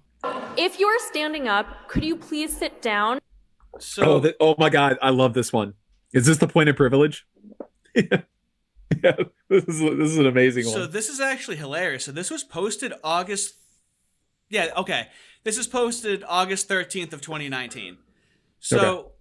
he's in 2023. He's like, yeah, where sometimes the DSA does this. Oh, let's see what the DSA does. Okay. This is I love it where they accidentally keep offending each other based on their own triggers. It's And so get funny. into a seat so that we actually, so there aren't so many people moving around. And then let me consult the people who are counting. So everyone who is not a counter, take a seat. Take a seat. Everyone on the walls, take a seat so that we can count. From the window. When there's to the so many walls. people moving around, it's very difficult to count. Quick point of privilege. Quick point of personal privilege. Yes. Guys, first of all, James Jackson, Sacramento, he, him. I just want to say, can we please keep the chatter to a minimum? I'm one of the people who's very, very prone to sensory overload. There's a lot of whispering and chatter going on. It's making it very difficult. So do you know why they're zooming in right now? Well, I mean, to show the person talking. No, this person's not talking. Oh no. So Oh. the guy on the right's talking, but this person on the red is standing up right now because he already offended this person. Do you know that? With what no. he's saying offended. So as he's talking about how he's being offended, it's a virus, it's a chain reaction, and this person is being zoomed in on because they are very offended. And listen to how they sound with how offended they are. For me to focus, please, can we just, I know we're all fresh and ready to go, but can we please just keep the chatter to a minimum? It's affecting my ability to focus. Thank you. Thank you, comrade. Okay, is there a speaker against name, chapter, pronoun? Point of personal privilege. Yes. Please do not use gendered language to address everyone. Okay. We have a lot of disabled Because he said, hey guys. So as soon as he said, hey guys, literally within 1 second of him vocalizing being triggered, he already triggered somebody else. If you use gendered language, we will not be able to consume nature and become it and then sodomize God. comrades, and a lot of those are invisible disability. First of all, in this room, I see that no one's clapping for me. It could be because I'm not engaging, but it also is because everyone's doing this. And that's really important because those loud bursts of noise, even though this is a noisy space, when we can do something like reducing that's really important. So please don't clap, shoot up these. And additionally with the noise issue, like avoid hissing, avoid waving banners, right? I love how the fucking communists are such snakes. You have to tell them to not fucking hiss. Why do you have to tell everyone to stop hissing? You fucking animals. Oh my God, look at his bandana, just like draped like a down dog. his shirt. It's like what you put on a dog to make it look spunky. Yeah. But yeah, can everyone stop hissing and eating their own tails, please? Can you please refrain from throwing your feces onto the stage? He's literally talking to a bunch of Ouroboros snakes right now. They're just hissing and eating their own tails constantly. Yes. If you don't know what to do, show up these, Hey, right? I'm sure don't there's use lots gendered of ways that language, we can okay? communicate to each other without needing to rely on something that's going to hurt somebody else. We have quiet rooms that are available. There's a range of options of these, right? Quiet On rooms. 7, there's one that has video but no sound. If you still want to be able to observe the convention, but the sound is an issue. There's also on Piedmont 8, a completely quiet room. One thing to note there, please don't go into that space with anything that's like an aggressive scent, for instance. Dude, how huge would a communist hospital have to be to accommodate everybody? Do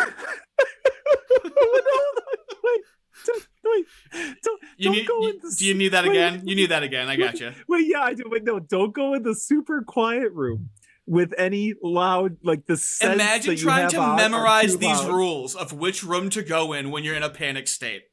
Imagine like the freaking like pamphlet that like states all of this is probably like 100. So, It's Patrick, probably as long as you- Capital. Patrick, you've had panic attacks, right?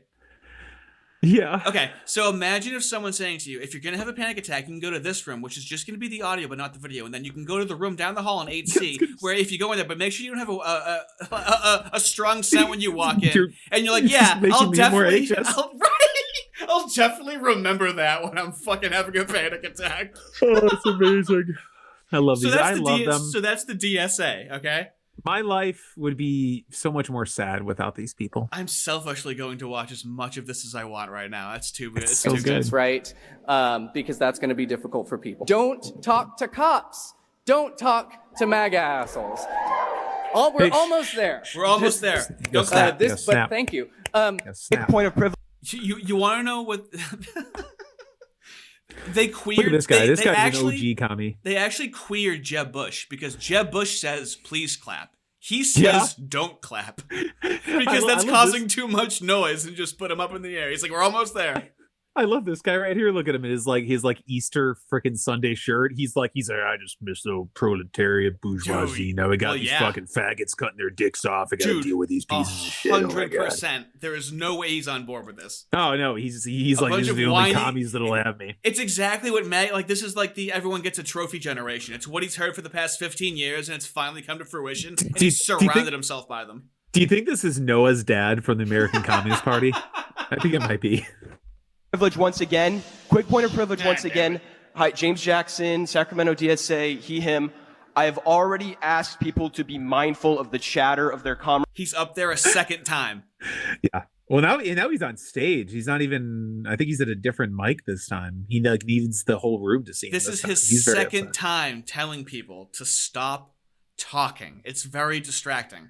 There's no way in hell that this guy is not sitting in his room right now listening to Bulls on Parade by Rage Against the Machine. Anyways, continue. Can we That's a agree? great song, but they ruined it. This is the beginning of the progenation of the American Communist Party. It got to a point they're trying to see it out through. This is the opposite end. This is as far as it could possibly go. This is at the DSA. The optics were terrible. Nothing got done.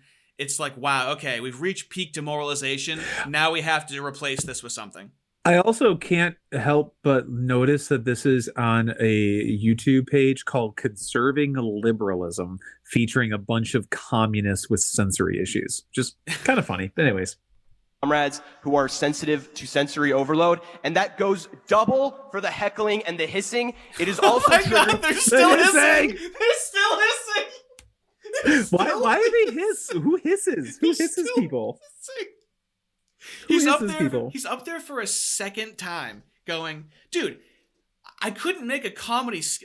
You can't write something funnier than this where the guy goes up and he goes, and I still hear hissing. And you look in the audience and it's just a bunch of snakes eating their own tails, hissing with their tongues fucking coming out. Maybe the hissing is, that's true. Yeah. I didn't even think about that, how snakes hiss. Yeah, it works so well. Yeah. To my anxiety, like the be comradely isn't just for let's keep things civil or whatever. It's so that people aren't gonna get triggered and so that it doesn't affect their performance as a delegate. Okay. So yeah, that's what's missing from a lot of people on X in the past year. A lot of this stuff is new to them.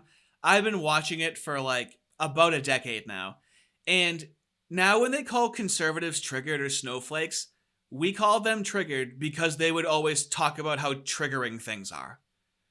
And then they try and just call people on the right triggered. And it's like, no, you people were pathetic pre-COVID. And they were so pathetic. They were like, dude, China, do it. We've been talking about it. You've been researching it. Gain of function. Let her loose, dude. We need a great reset right now because our shit is indefensible. This is the DSA. It's the largest socialist organization in the country. Amazing. After that, we're going to go through adopting the rules. So with that, everyone, we're going to start voting. So let's take a deep breath. Sounds like a hiss. It does. Great. And so I'm going to welcome Brian to give the credentials report. Hi, everybody. Brian Laverne, he, him from Houston. And now we're going to move on to the... So they try to make it a big deal that we see pronouns in profiles and we saw pronouns in emails and at schools and whatnot. They were literally pre-COVID, saying their pronouns whenever they appeared in front of people, dude. It was very uncomfortable and weird. Why are you saying your pronouns constantly? Oh, why are you guys obsessed with this trans stuff? Because 6 years ago, you were saying your pronouns at the beginning of each fucking sentence, and then they act like they never did it. I know, and that's always like, why are you so obsessed with this? Why are you so obsessed with this? And it's like, oh, because if left unchecked, your ideology would just run through every single institution and then transform all of society to the point where we'd have to essentially obey your religion and listen to everything you say. Maybe that's why we're so concerned about it. Maybe, just a little bit. Not even concerned with it. Here's why I'm obsessed with it. I can watch you do something and you'll lie to me and say you didn't just do it. That's why I'm obsessed with it. Yeah. The resolutions and Very amendments brief. committee. Very brief point of information. If you are using a microphone, talk into it directly like I am right now, and do not wave your face back and forth because people cannot hear you. That is all. Okay. They're just hissing and whipping their heads back and forth. That Asian lady is so pissed right now. She's like, oh, okay, fuck her. Okay. She was so mad. Dude, they're hissing. And he's like, when you talk into the microphone, I know we're going to hiss. I know we're going to eat our own tails. But can you not slam your head back and forth like you're swallowing a rat when you're speaking into the microphone, you fucking snake? Like, what are you whipping your head back and forth? Like, what does it look like when they're like, ah! They're just whipping their head back and forth. We're not catching your quells accurately into the microphone, okay? I'm assuming it's like that, probably. This is me doing them. Awesome. Thank you for the pointers. Yes. Could someone please run a mic to the comrade in the jean jacket, of which there are many? Uh-oh, they laughed. That's a loud laugh. How droll. It's too much noise. I simply had a question. Sorry. Did you hear everyone complaining about the laugh after they all laughed at the same time? Yeah. Like, hey, everybody, shut up, everybody. Listen to all of them get mad after they laugh.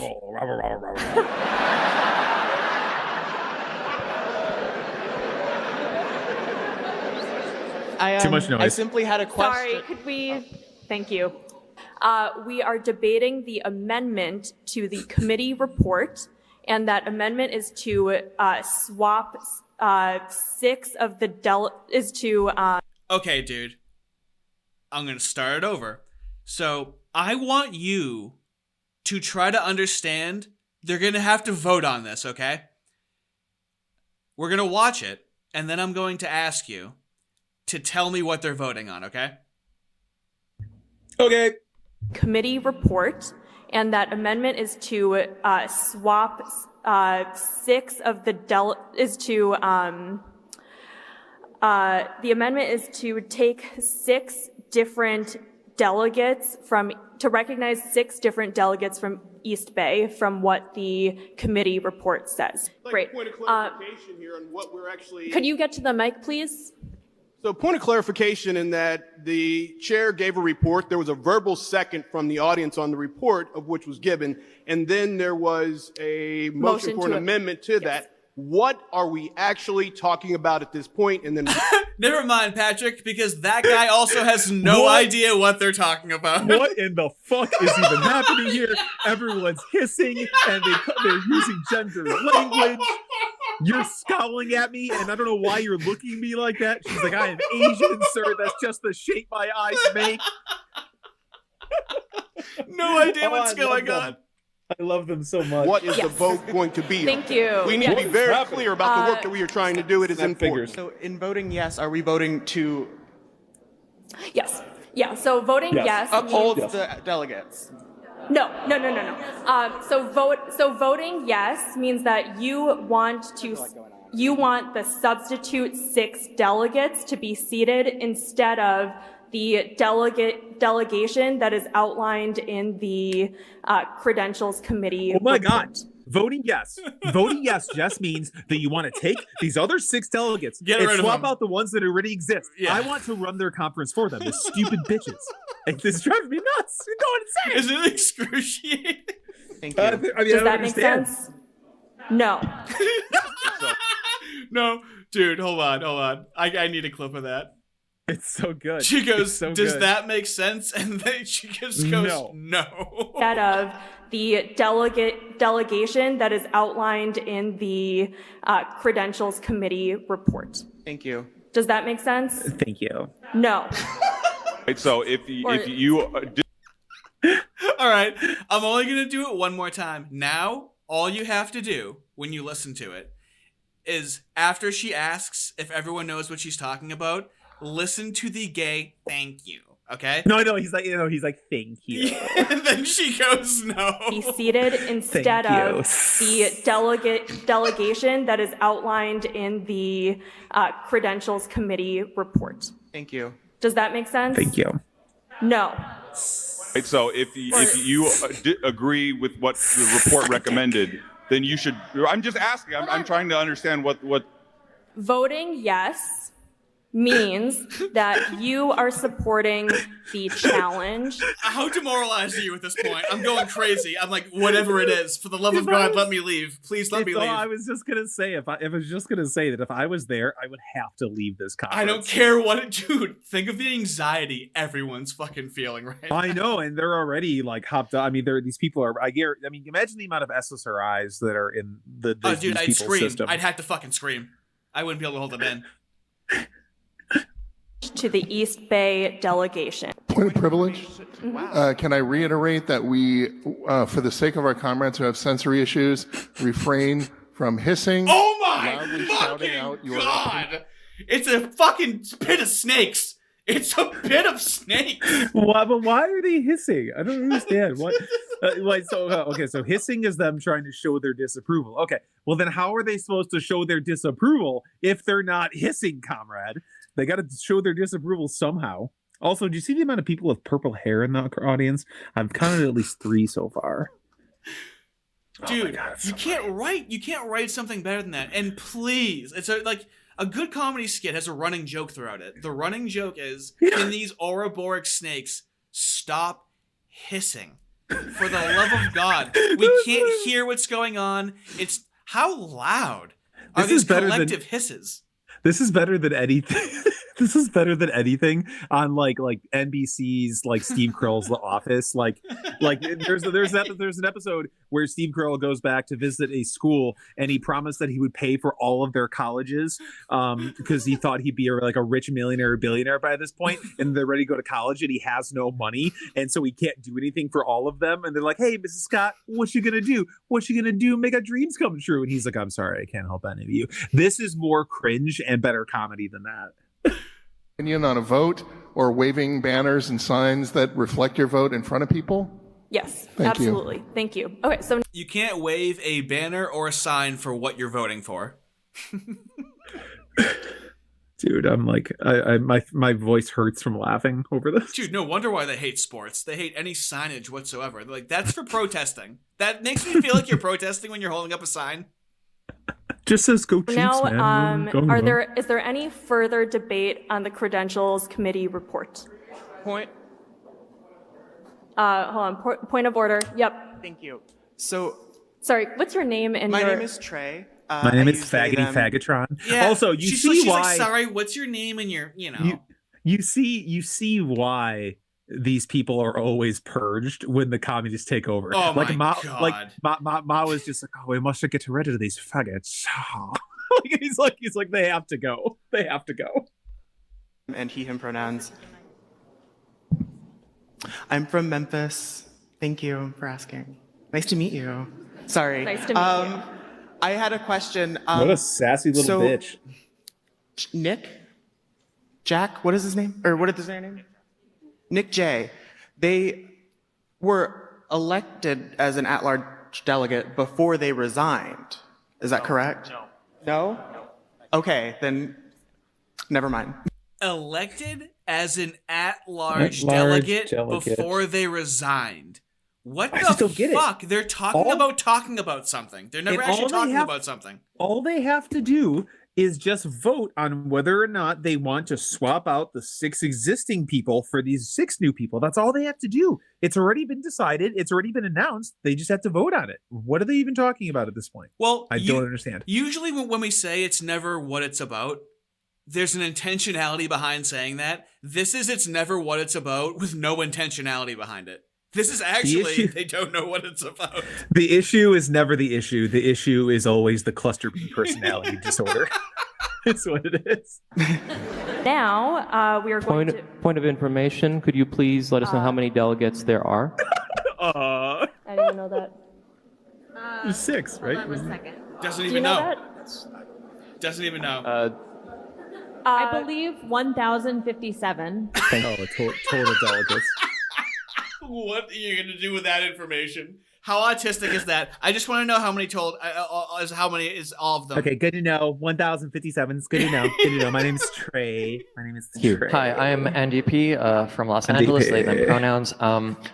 Could I please ask the chair to, again, there was a previous point of privilege about waving around signs, that it is distracting to other comrades. I have autism. This is distracting to me. I would like to ask our fellow delegates, please, to not wave around your signs, especially. The most demoralizing thing to a culture is to trot these people out in public and condemn you for making fun of them. I know. Are you fucking kidding me?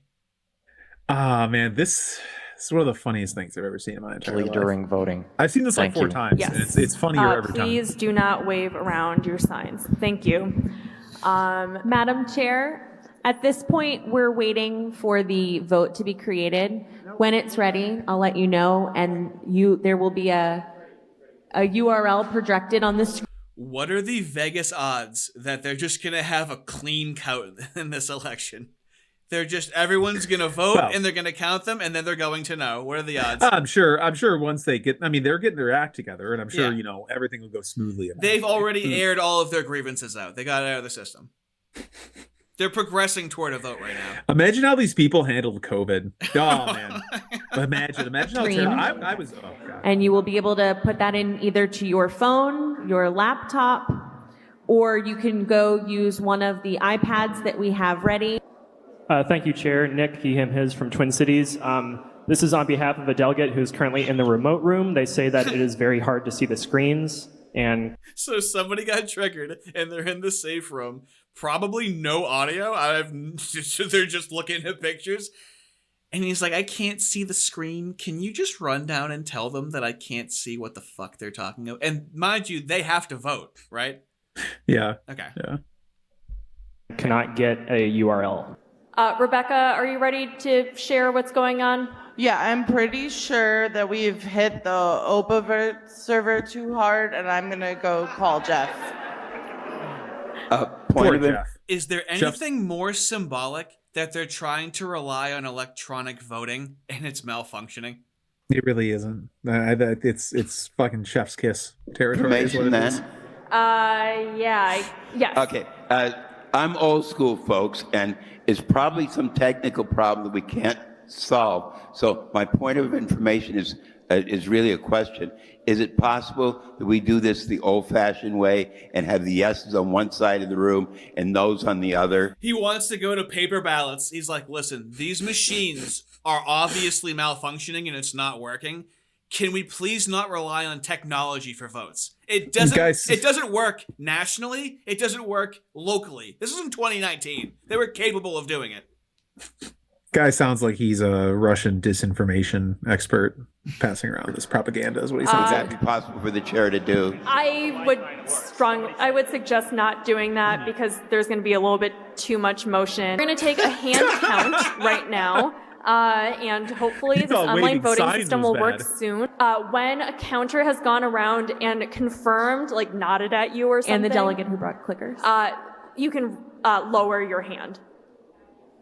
But only when the person who's like counting has like verbally or confirmed with their body language that they've... I understand the waving your head up and down in front of a microphone now. Okay, I think I get it. So think of how difficult it is in a room of 150 people where just sporadic hands are up. We're not going to put all of the people in one area and count them. Everyone gets to sit exactly where they are, and you have to go around and individually count them. when you definitely have to have sensory issues to be a part of this project. Like, you're going to accurately count them. Sitting 3 in this row, there's a space, 2 in that row, 1 behind them to the diagonally to the left, and that's how you're going to count all the votes. Are you fucking kidding me? Counted your vote. Point of personal privilege, please. A bit later. Yes, what's your personal privilege? Hi, so I know that this is kind of annoying. I know it's taking a while, but we want this to be done right. We are a democratic organization. We want to do this right. We are a communist organization. We want to do this right. What do you think the issue is, Patrick? We want to do this right, so okay. So I don't know. Okay. I myself watched some of the counters not count some of the votes. And it may have been a mistake, but maybe we need to do this a different way. Okay. So they do the count, and she watched the person doing the count, and she watched him fuck it up. So she's like, guys, he definitely fucking sucked at what he did. He definitely didn't count everybody. So I want this to be done right. Hey, everyone, by a vote, all the counting has happened. By a vote of 523 to 443, that passes. And so we will, sorry, if we could respect our comrades. I'm rising to speak against this amendment to the rules, as it would inhibit the democracy that is inherent to our organization. If you look at it, most of the time that has been wasted in this body was not wasted on debate. It was wasted in vote after vote after vote and voting on whether we're going to vote on voting. Hey, democracy, right? We have to vote on absolutely everything. He's like, he literally just said we're voting on voting. I know. And it's funny too, right? Because I mean, it's just this is like communist democracy as if it is run by communists. But this is better than you could make fun of them. If we were just making fun of them, I could not possibly be this funny.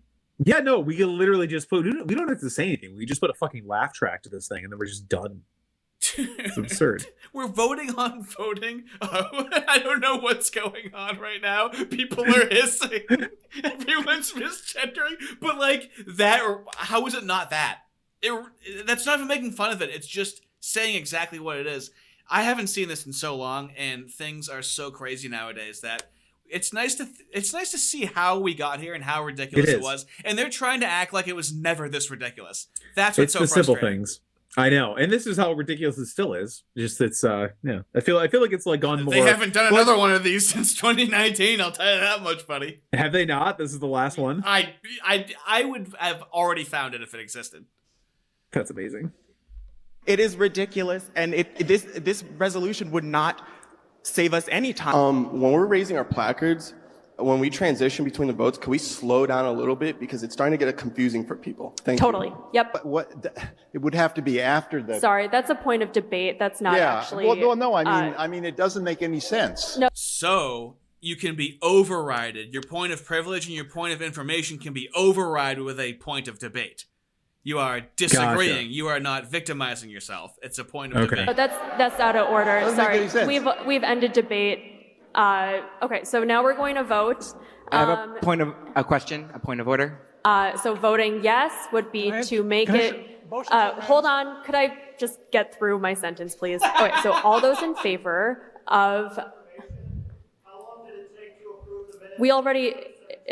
We already said that that's July 2018. Okay, so what happens if there's conflicting amendments?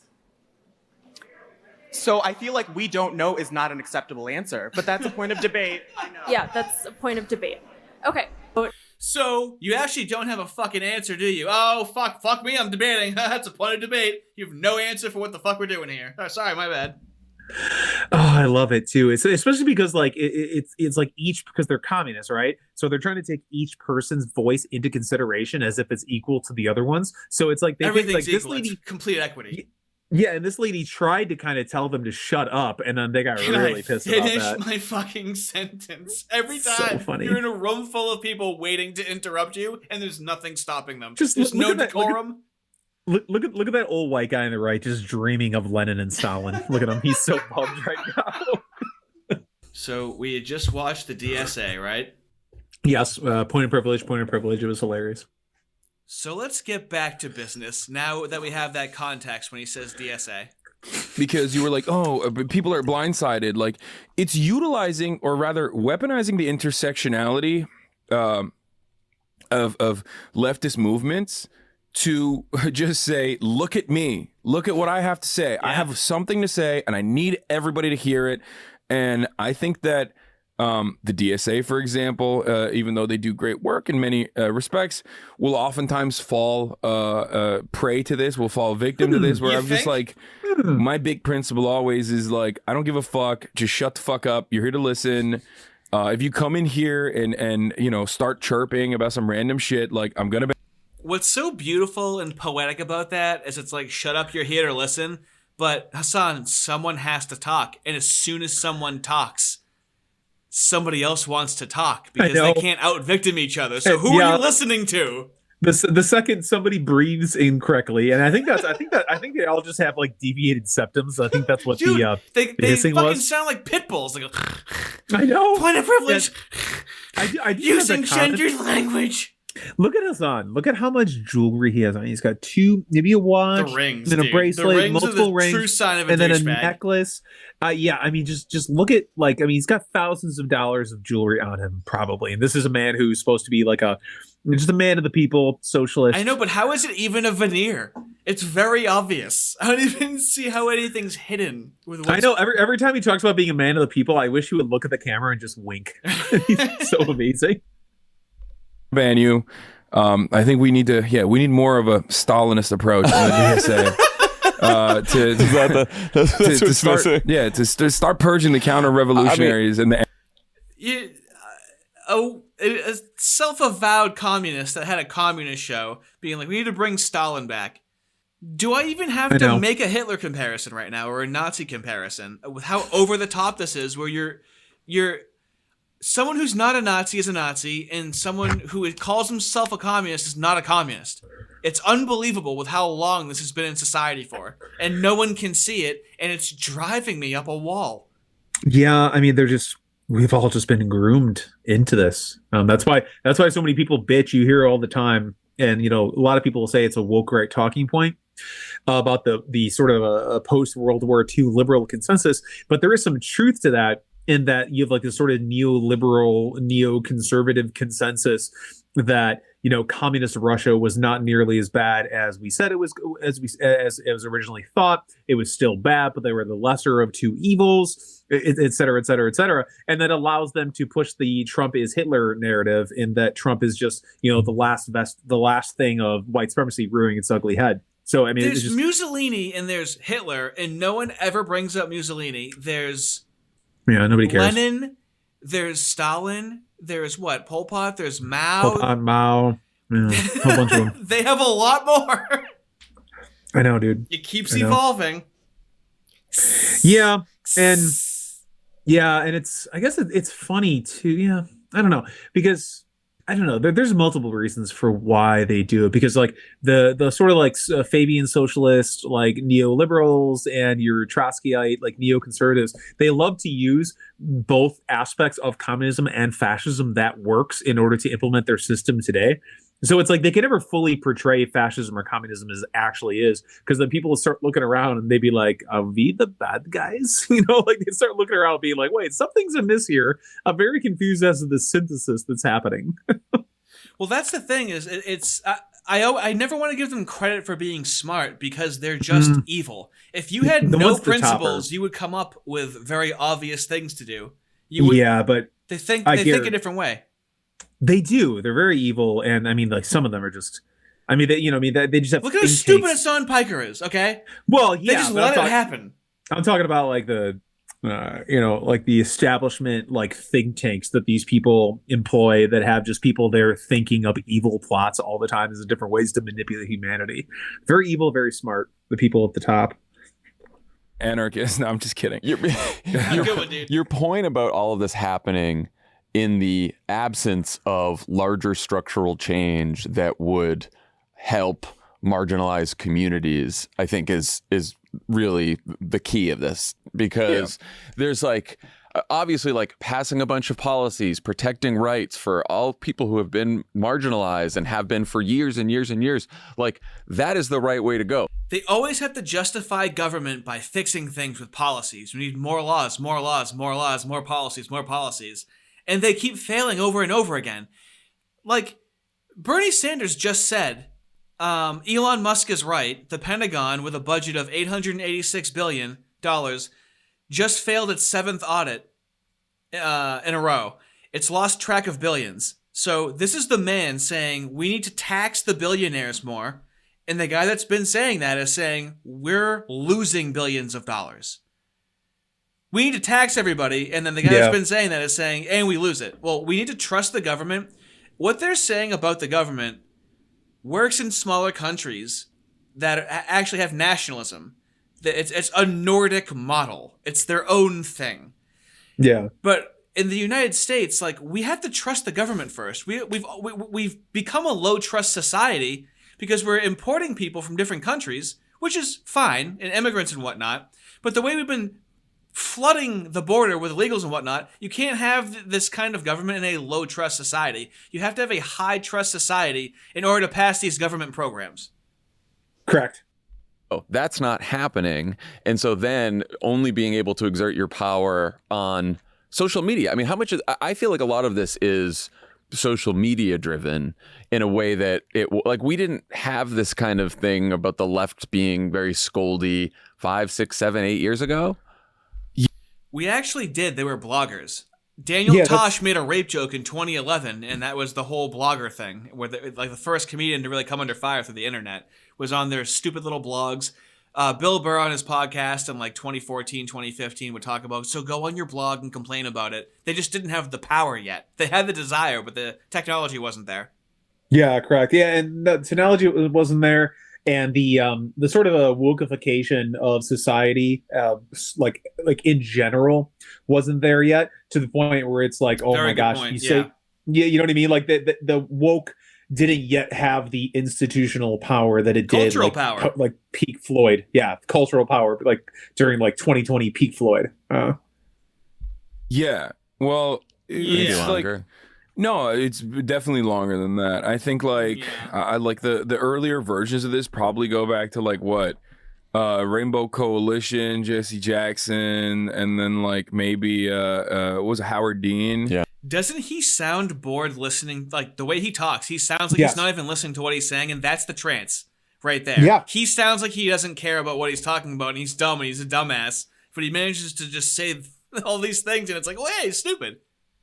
Mm-hmm. No, what he said, there's nothing dynamic to his voice.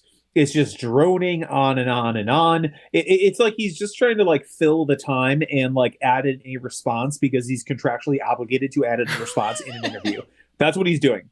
Like right here. Like there's like the blogosphere that started propping up around the Howard Dean era. But like those OG.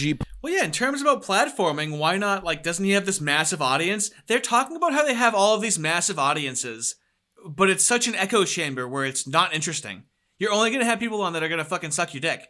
And even like Democrats, she went on like, what was that Call Me Daddy show? That was the podcast she went on? Oh, yeah, the Kamala went on? Yeah. Like, why didn't she come on here? And it's like, well, you guys are crazy socialists. You're fucking commies. I can't believe that.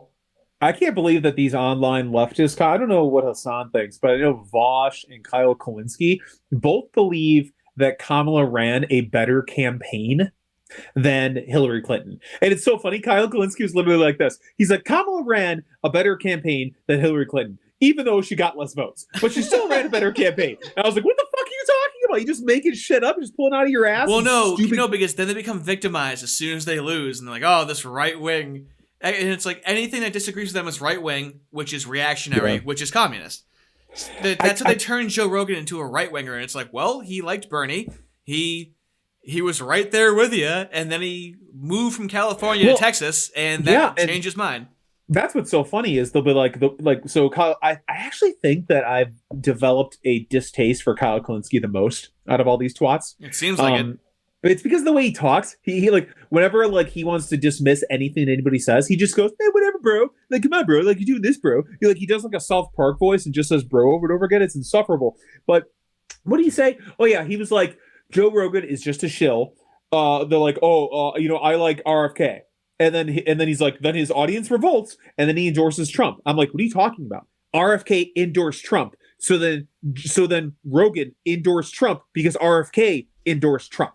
That's why he did that, you stupid idiot. But he just makes that's shit the thing. up. That's the beautiful part. There's a clear through line to when Joe Rogan was saying these things in like probably 2020 and even 2021. And then Kamala Harris in 2019 says how she'll give free trans healthcare transitions for illegal immigrants. Illegal immigrants. And they're like, yeah, but she didn't campaign on that.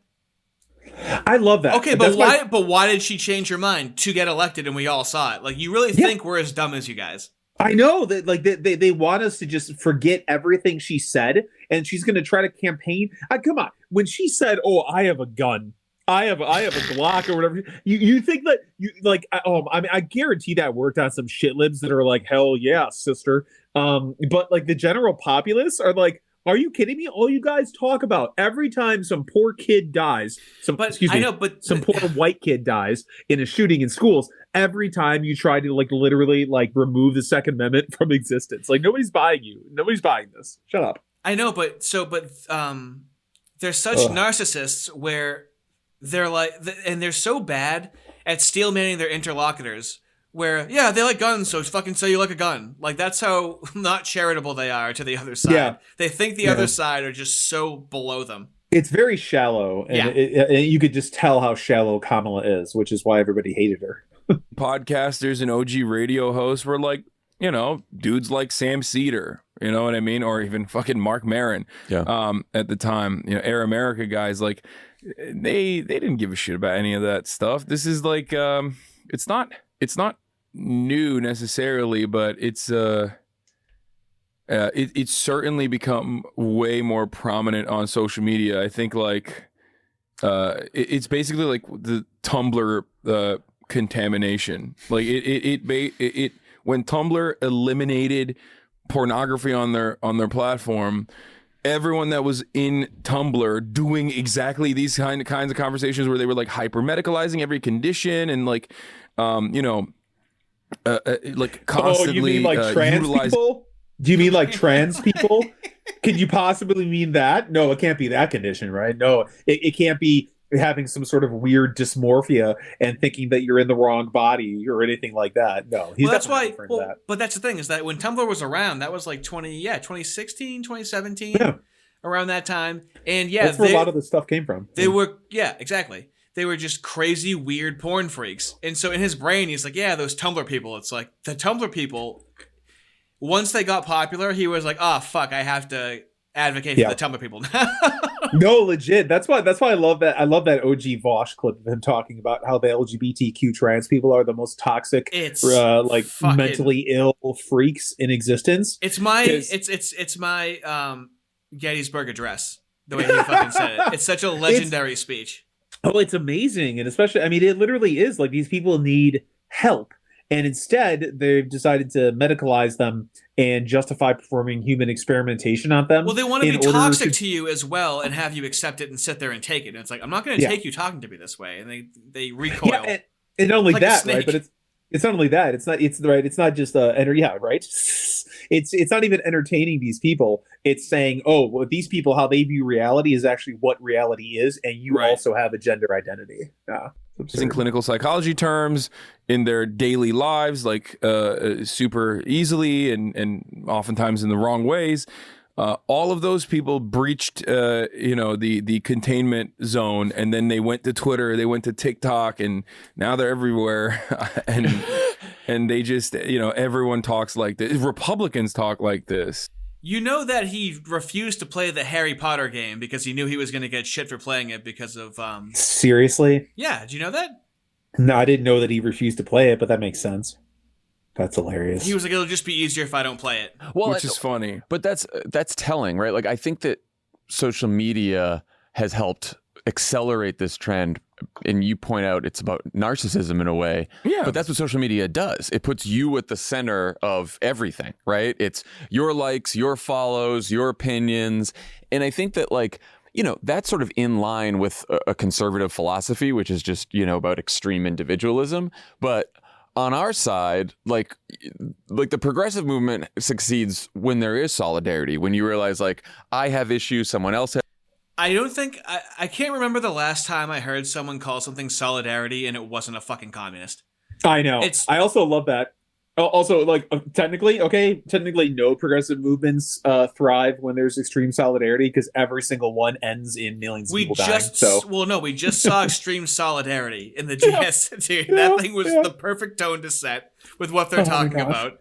That was the fruition of what it's going to be. Like, it's too pathetic to even do anything. I was just gonna say I would love to like play that DSA video and then play right back like the most dysfunctional part of the Libertarian Party. Like, there's just so much mental illness on display in both things. It would be entertaining as hell. And their rights as well as mine, and you have to have that like true intersectionality.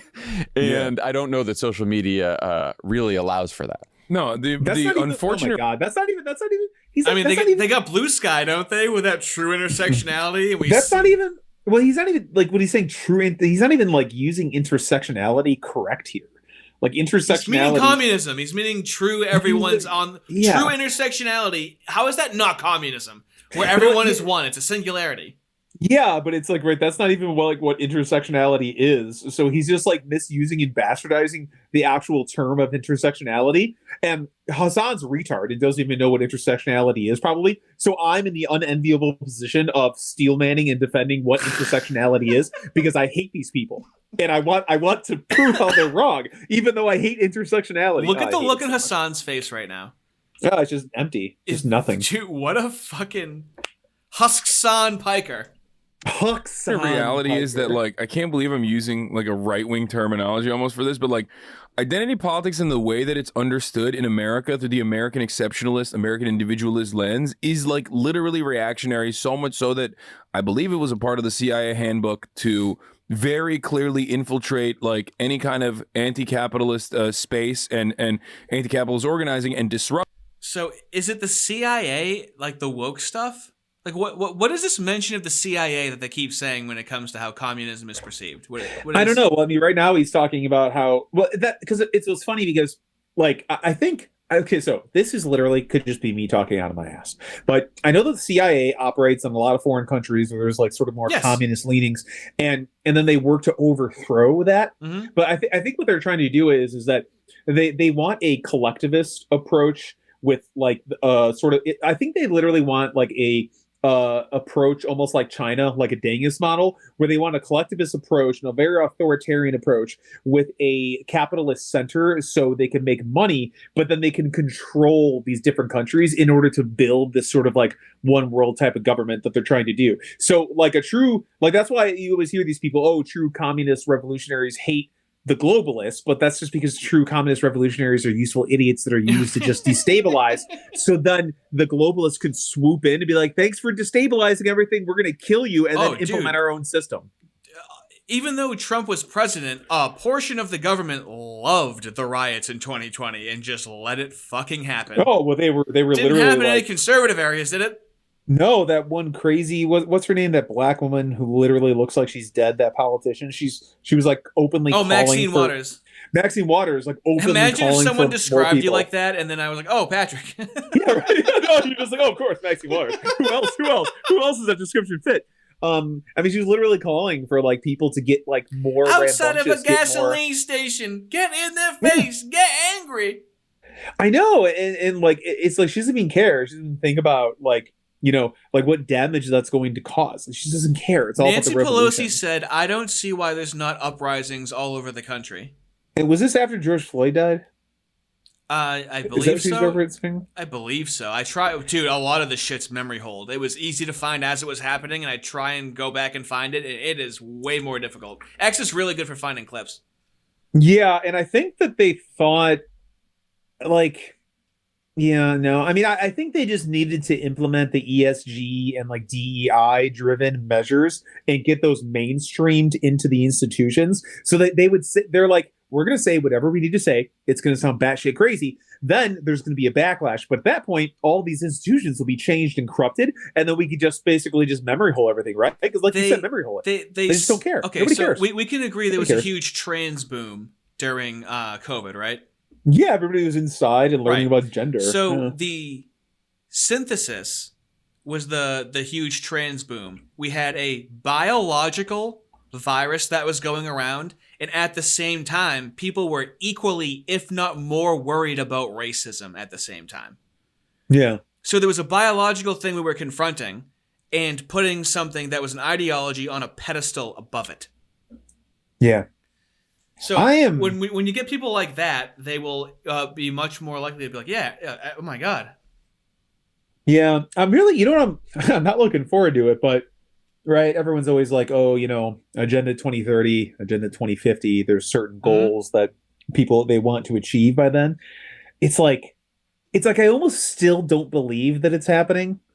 And that, like, I believe that, I still don't believe that it's actually happening. So, like, It's easy I'm really to believe that here. If you lived in the UK where people are going to prison for fucking mean tweets, you'd feel it then. Yeah, I just think that there's gonna have to be some sort of another crisis that'll either be naturally occurring or partially manufactured. Partially manufactured? Fucking the protests for fucking COVID were completely manufactured. I have Lisa Fithian at a rebellion training in 2019 talking about how we have to create a crisis 6 months before COVID. Yeah. I don't mean to sound crazy or anything, okay? I try and keep those thoughts on the inside. You sound like a conspiracy theorist. But I'm really... That's the kind of stuff, because for a while I was really anxious about that stuff. I mean, like literally like panic attacks like every day, because I'm just like, I can't believe all this is going to happen and we're going to have to deal with this. So I try to just like keep that in the corner of my mind and then just not think about it and live in like the day to day. Whatever happens, it's going to happen. Yeah. It's there. But whatever's going to happen is going to happen. So exactly, but also it's fun to be aware of what's happening leading up to that. Like, okay, you know, It's fun. I don't know about that, but yeah, it has to be. Patrick, I've told you, it has to be fun. Interrupted by utilizing specific talking points, like bring up random irrelevant differences all the time and make them the focal point of conversation as a means to hold up any kind of organizing is literally written in the CIA handbook for leftist infiltration. I mean, it's certainly what Russia tried. So it was the CIA that must have been. I noticed he didn't bring up the queer theorists at all. He said it was so the CIA thought up to put queer theorists in the schools? Well, no, I think what he's saying is that the CIA infiltrated these communist organizations and purposely started to sow dissent to highlight their differences as opposed to what they had in common as comrades. I think that's what he's saying. Oh, okay. Yeah, I don't know. Yeah, which is... Dude, isn't this like trying to decode what a woman is saying right now? I'm like, okay, yes. I heard the words you said. Okay, so let me try it again. So is what you're saying this? And she goes, let me start all over again, because apparently it's a struggle session. To do with its propaganda. I mean, other countries know that's our weakness too. Yeah, it's very successful.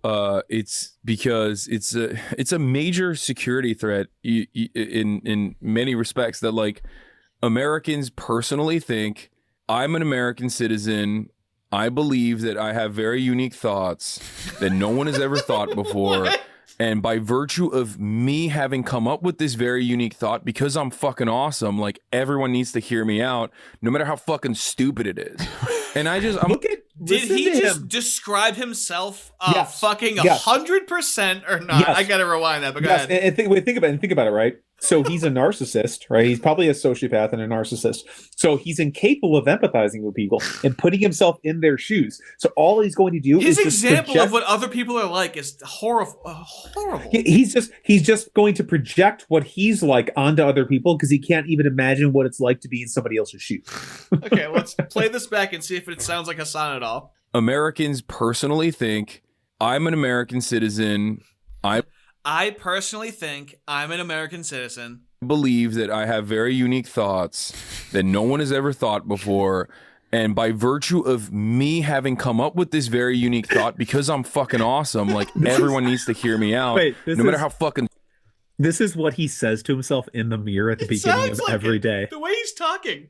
Hi, my name is Hasan. But it's just so funny. That's not how people think. People are like this. Well, I don't know. It seems kind of suspicious. The COVID vaccine is weird. And then they said that it's been around forever. But in reality, it's just the RNA technology has been around forever. And the concoction is new. So I don't really know what to think of this. And then other people are being silenced online. I don't really know what to think of this. And then there is people, there's that conspiratorial type of thinking. But there's reasons to think conspiratorially. Do you want to know who wouldn't understand what you're saying?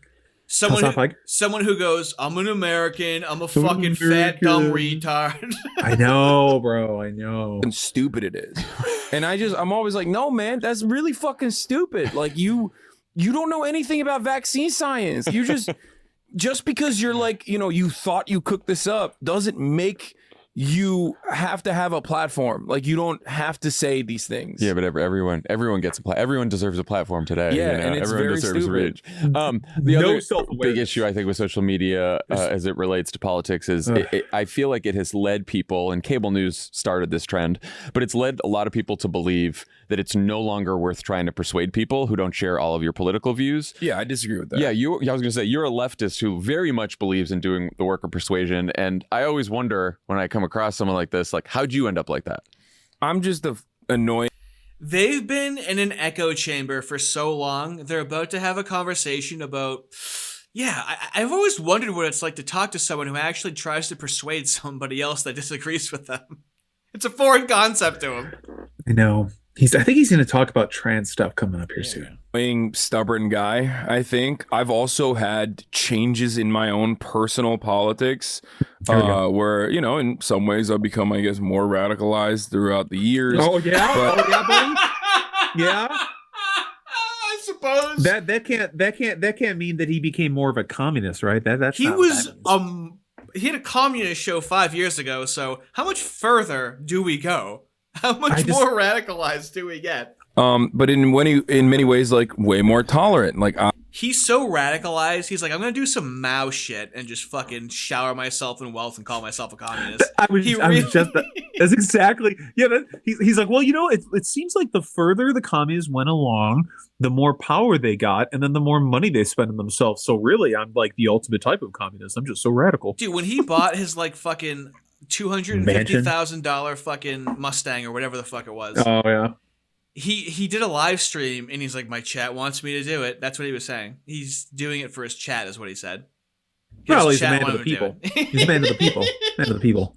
I talk about transphobia a lot, right? Oh, here we go. I'm a cishet white guy. Oh, he's white now.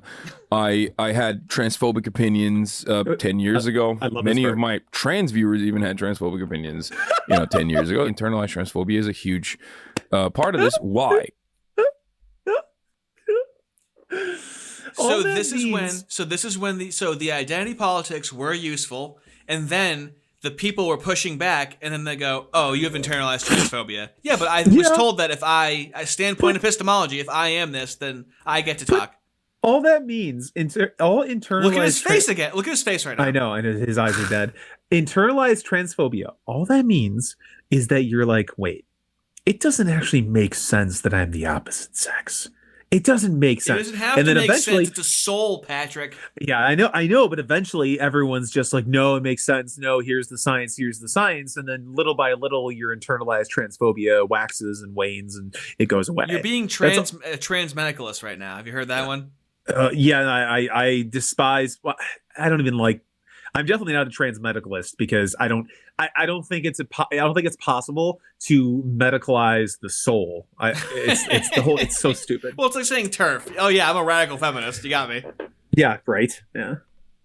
Because gender is like a very rigid thing that we associate with ourselves. Oh yeah, buddy. Gender is a very rigid thing. Hey, I couldn't agree with you more. It's almost like it's one or the other. It's as rigid as one can get, isn't it? I know, and of course, what he's referring to is the societal constructs that have been created that try to force people into a binary by saying you have to act this way to be a man or act this way to be a woman. His hands look like he's trying to be passionate, and his face looks like it won't let him. Yeah, no, it looks like he's like on stage in high school trying to give a speech in Bye Bye Birdie. Yeah. Yeah, exactly. Yeah, I mean, I wonder if he was a theater kid. So, even though it's socially learned, even though it's an expression, we reinforce that through every facet of society. You can't play with Barbies. You got to play with GI Joes for your boy, right? Like, you got to play with GI Joes if you're a boy.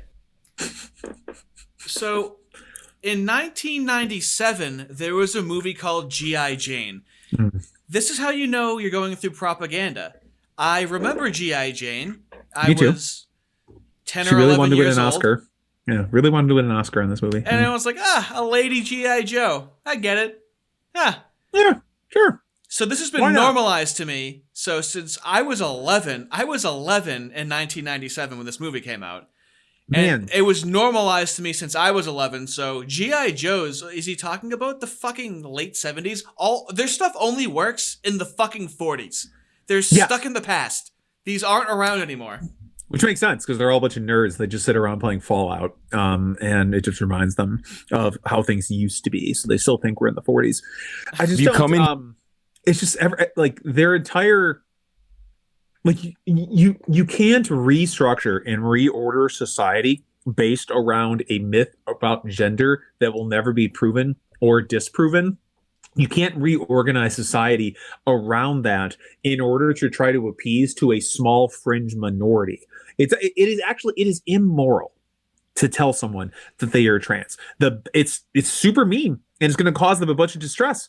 But the nicest thing you could do is to dead name and misgender them. Because otherwise, you're just further convincing them of their own delusion, which can literally push them down a path to the point where they'll mutilate each other. It makes the whole thing makes me so mad because of the effects it has on people. Right. It's like, but I want to add to that. They have a perspective that they only need 3.5% of the population for a revolution. Yeah, I learned that with the co-organizer of Occupy Wall Street. We might have to watch this, started his own activism school. And you can watch him train the guy that started Extinction Rebellion. Communist training school? No, what is it? Activist training school or something like that.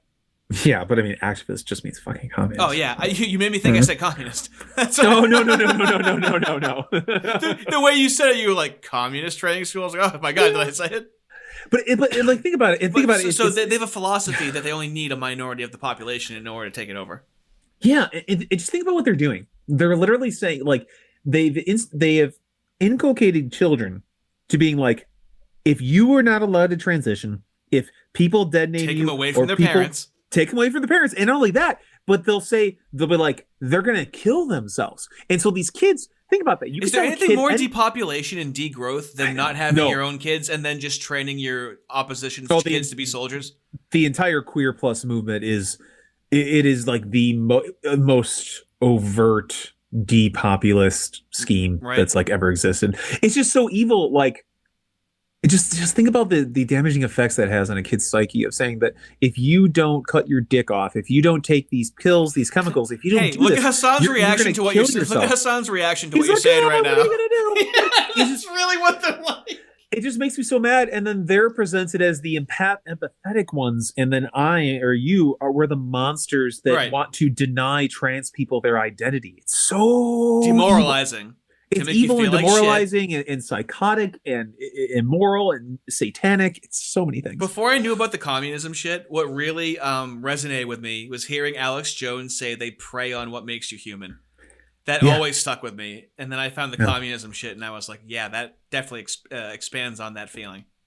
And the trans thing is it's like the ultimate idealist project because like you can take black people and there's real oppression there. And so you can inextricably link them with oppression narrative and then create an entire field of study around critical race theory. Well, the synthesis is an identity group that anyone can identify as. That's why no one can identify as black. That was a stepping stone to trans.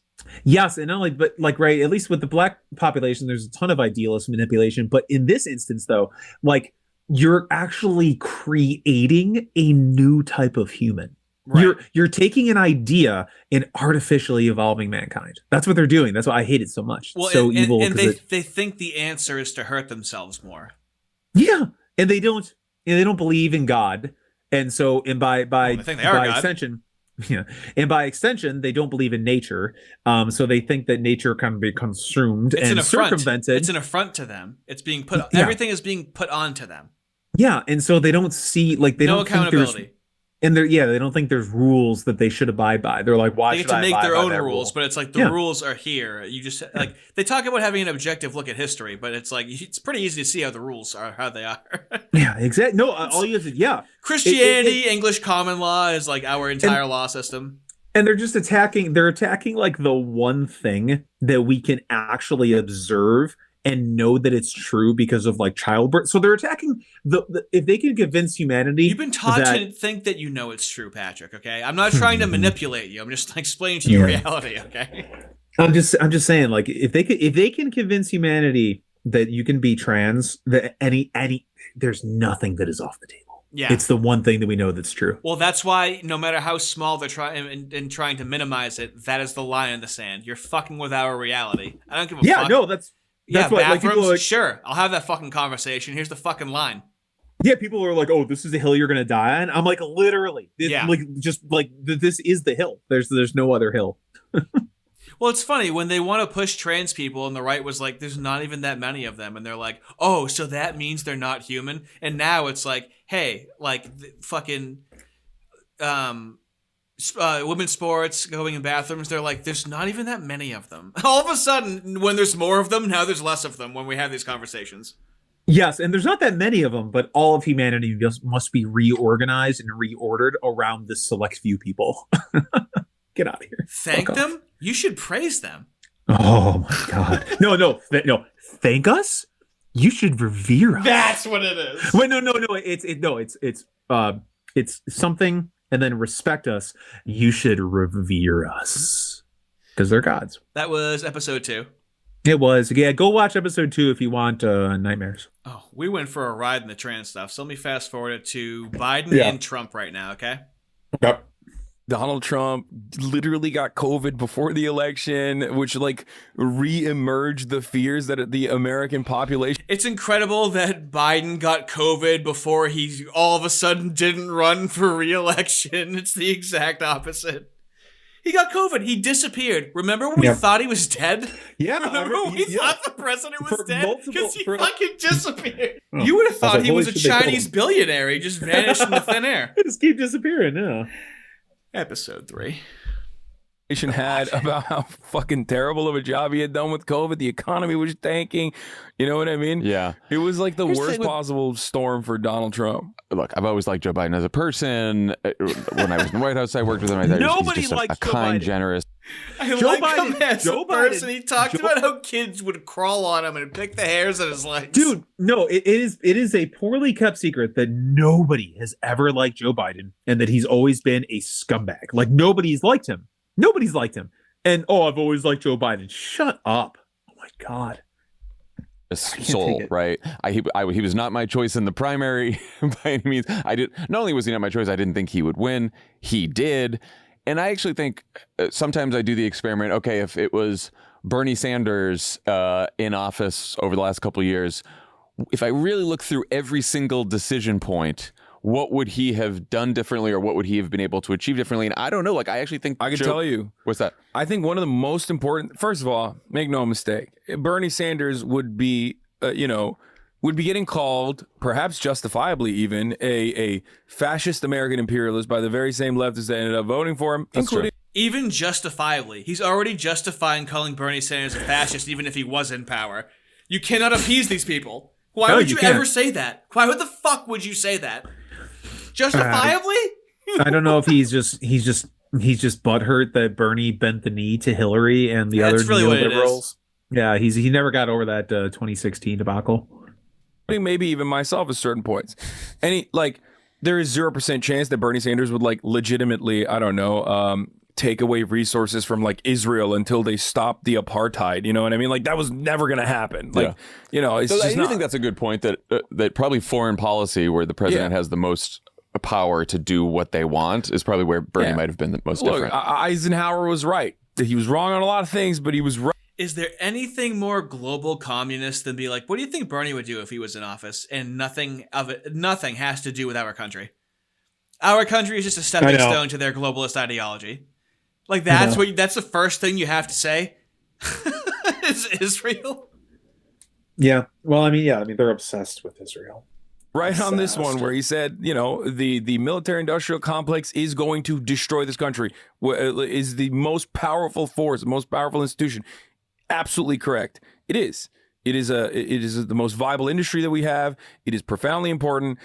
We're going to do their bidding no matter what happens, because it's like creating new opportunities for foreign capital to come in and seize. We're extracting natural resources as a consequence of that. We're constantly keeping prices down as a consequence. What is he talking about right now, Patrick? I am trying to... Actually, no, this is, he's just talking about how basically the entire economy and everything in America is run by the military-industrial complex, and everything is like centered around it. He's actually saying the first thing that I agree with him on is that's the first. But how did the question start? But like, how did we get here?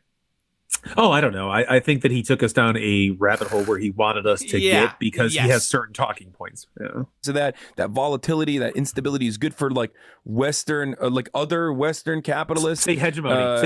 That can cut into the market and like sell their own liquid petroleum or whatever the fuck, right? So there's all of that. Bernie Sanders was not going to change that. But what could he have done? One thing that he said that I truly believe in is something that Obama kind of said and then didn't do when he became president, which was outside forces.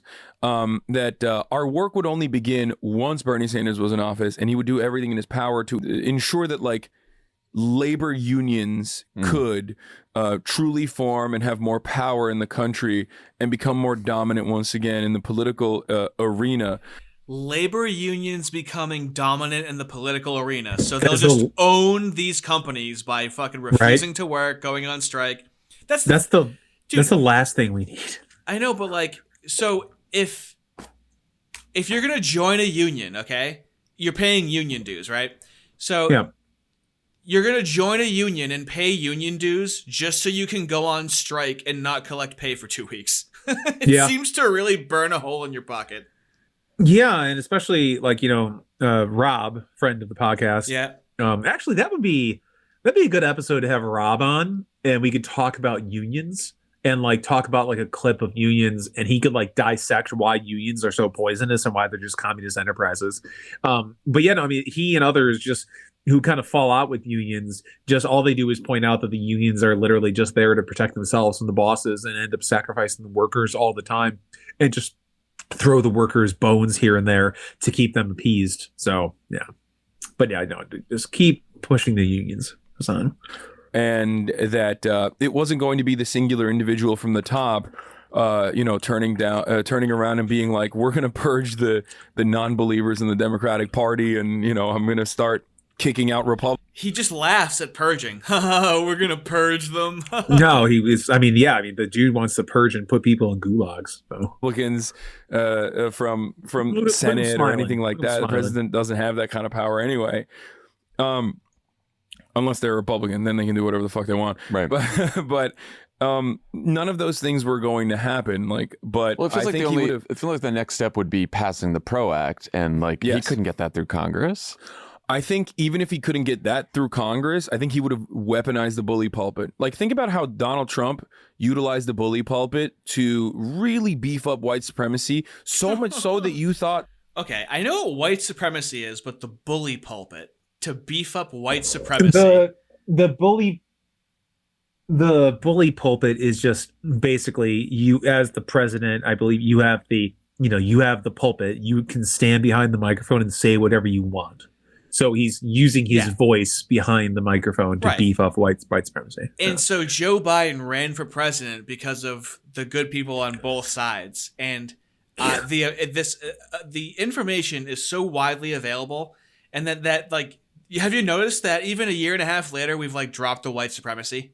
Yeah. They've dropped so much of the racial rhetoric. Oh my fuck, dude! They dropped all the rhetoric. They're like, oh, we're just focused on class warfare now after they fucking lost.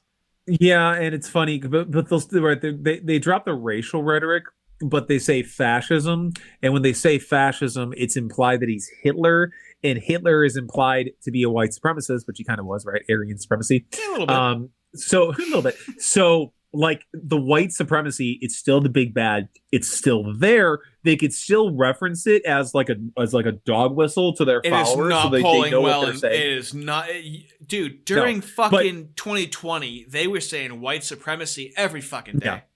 Yeah. But think about it, like, right, they could literally still say and reference white supremacy without actually saying white supremacy. So it appeases the more moderates in the party while still dog whistling to the insane woke commies that, oh yeah, they're still talking about white supremacy because he's Hitler and he's a fascist. They need to hear it. Or white supremacist. They need to hear that about Trump. They need it. It's the only way they'll listen.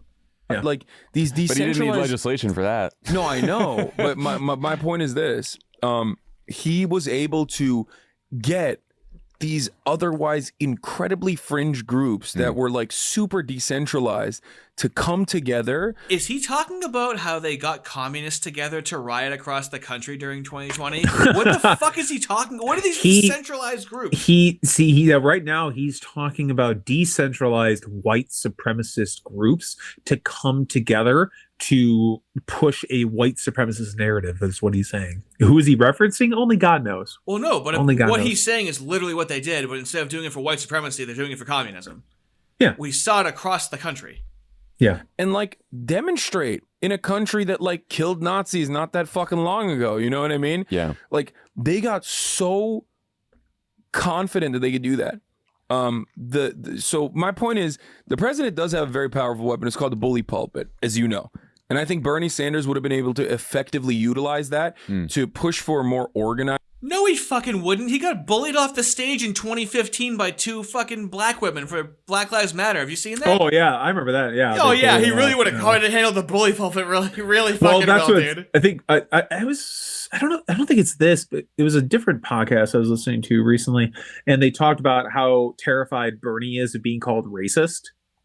And yeah, like I mean, with Bernie, you could literally just defeat him by calling him a white supremacist because the last thing he wants to do is be racist. And they grabbed the mic, and it was like, ooh. Yeah, it was bad. Yeah, he just literally outside of the political sphere, so that you could have more, people participation in politics in general. And maybe I'm a little too naive or too hopeful, but I think that paired up with like some legislation and actually bullying, the constant rotating villain inside of the Democratic Party would have been bullying the constantly rotating villain inside. That's a spirit that's going in and out of people's bodies. What does that mean? Yes. Can you rewind it? I want to hear it again. Yeah. And maybe I'm a little too naive or too hopeful, but I think that paired up with like some legislation and actually bullying, the constant rotating villain inside of the Democratic Party would have been able to like at the very least make incremental change in the positive direction, in the right direction. I was never thinking that like Bernie's gonna. Is the constant rotating villain inside the Democratic Party just the essential like representative? What is going on in his head? Well, the way he talks with his hands is the only way you can try and see what's in his head. I don't know if he's referencing like basically how the was Democratic circular. Party. He literally put it in a fucking circle. It's horrible. I'm just trying to think like if he's referencing like the figurehead the Democratic Party keeps pushing as the leader. Who's just a figurehead and a representative of like the oligarchs. I don't know. That's the only thing I could think that what he's saying that would make sense. That was cryptic. That was spooky. Yeah, well, bring about the Green New Deal like that. He's not going to be able to do any of that. When FDR was able to do the New Deal, there was a lot of concessions that he made still. That we look not so fondly on, and it's understandable, like carving out black people from a lot of these, a lot of these amenities. He carved out black. You have to say he carved out black people from a lot of these amenities. I don't know specifically what he's referencing. I remember during like peak 2020, like there was talk about how black people were kept from some of like the privileges and benefits that came with like the New Deal. I don't remember the exact specifics. I bet he's telling the truth. I bet that's exactly what happened. It was probably something like that with like different caveats. Oh, there may have been context to whatever would happen. Yeah, but that's the thing is that they always have the oppression of black people to have some semblance. There's a lot of truth there, so they always have that to rely on. Then they can weaponize it for themselves. They're demons. But there was outside pressures that forced FDR's hand. You had both the business plot fascist capitalists that were like, let's kill this guy. This guy fucking sucks. And then you also had like a viable coalitions of trade unionists, communists, social democrats, socialists in this country, like Eugene Debs.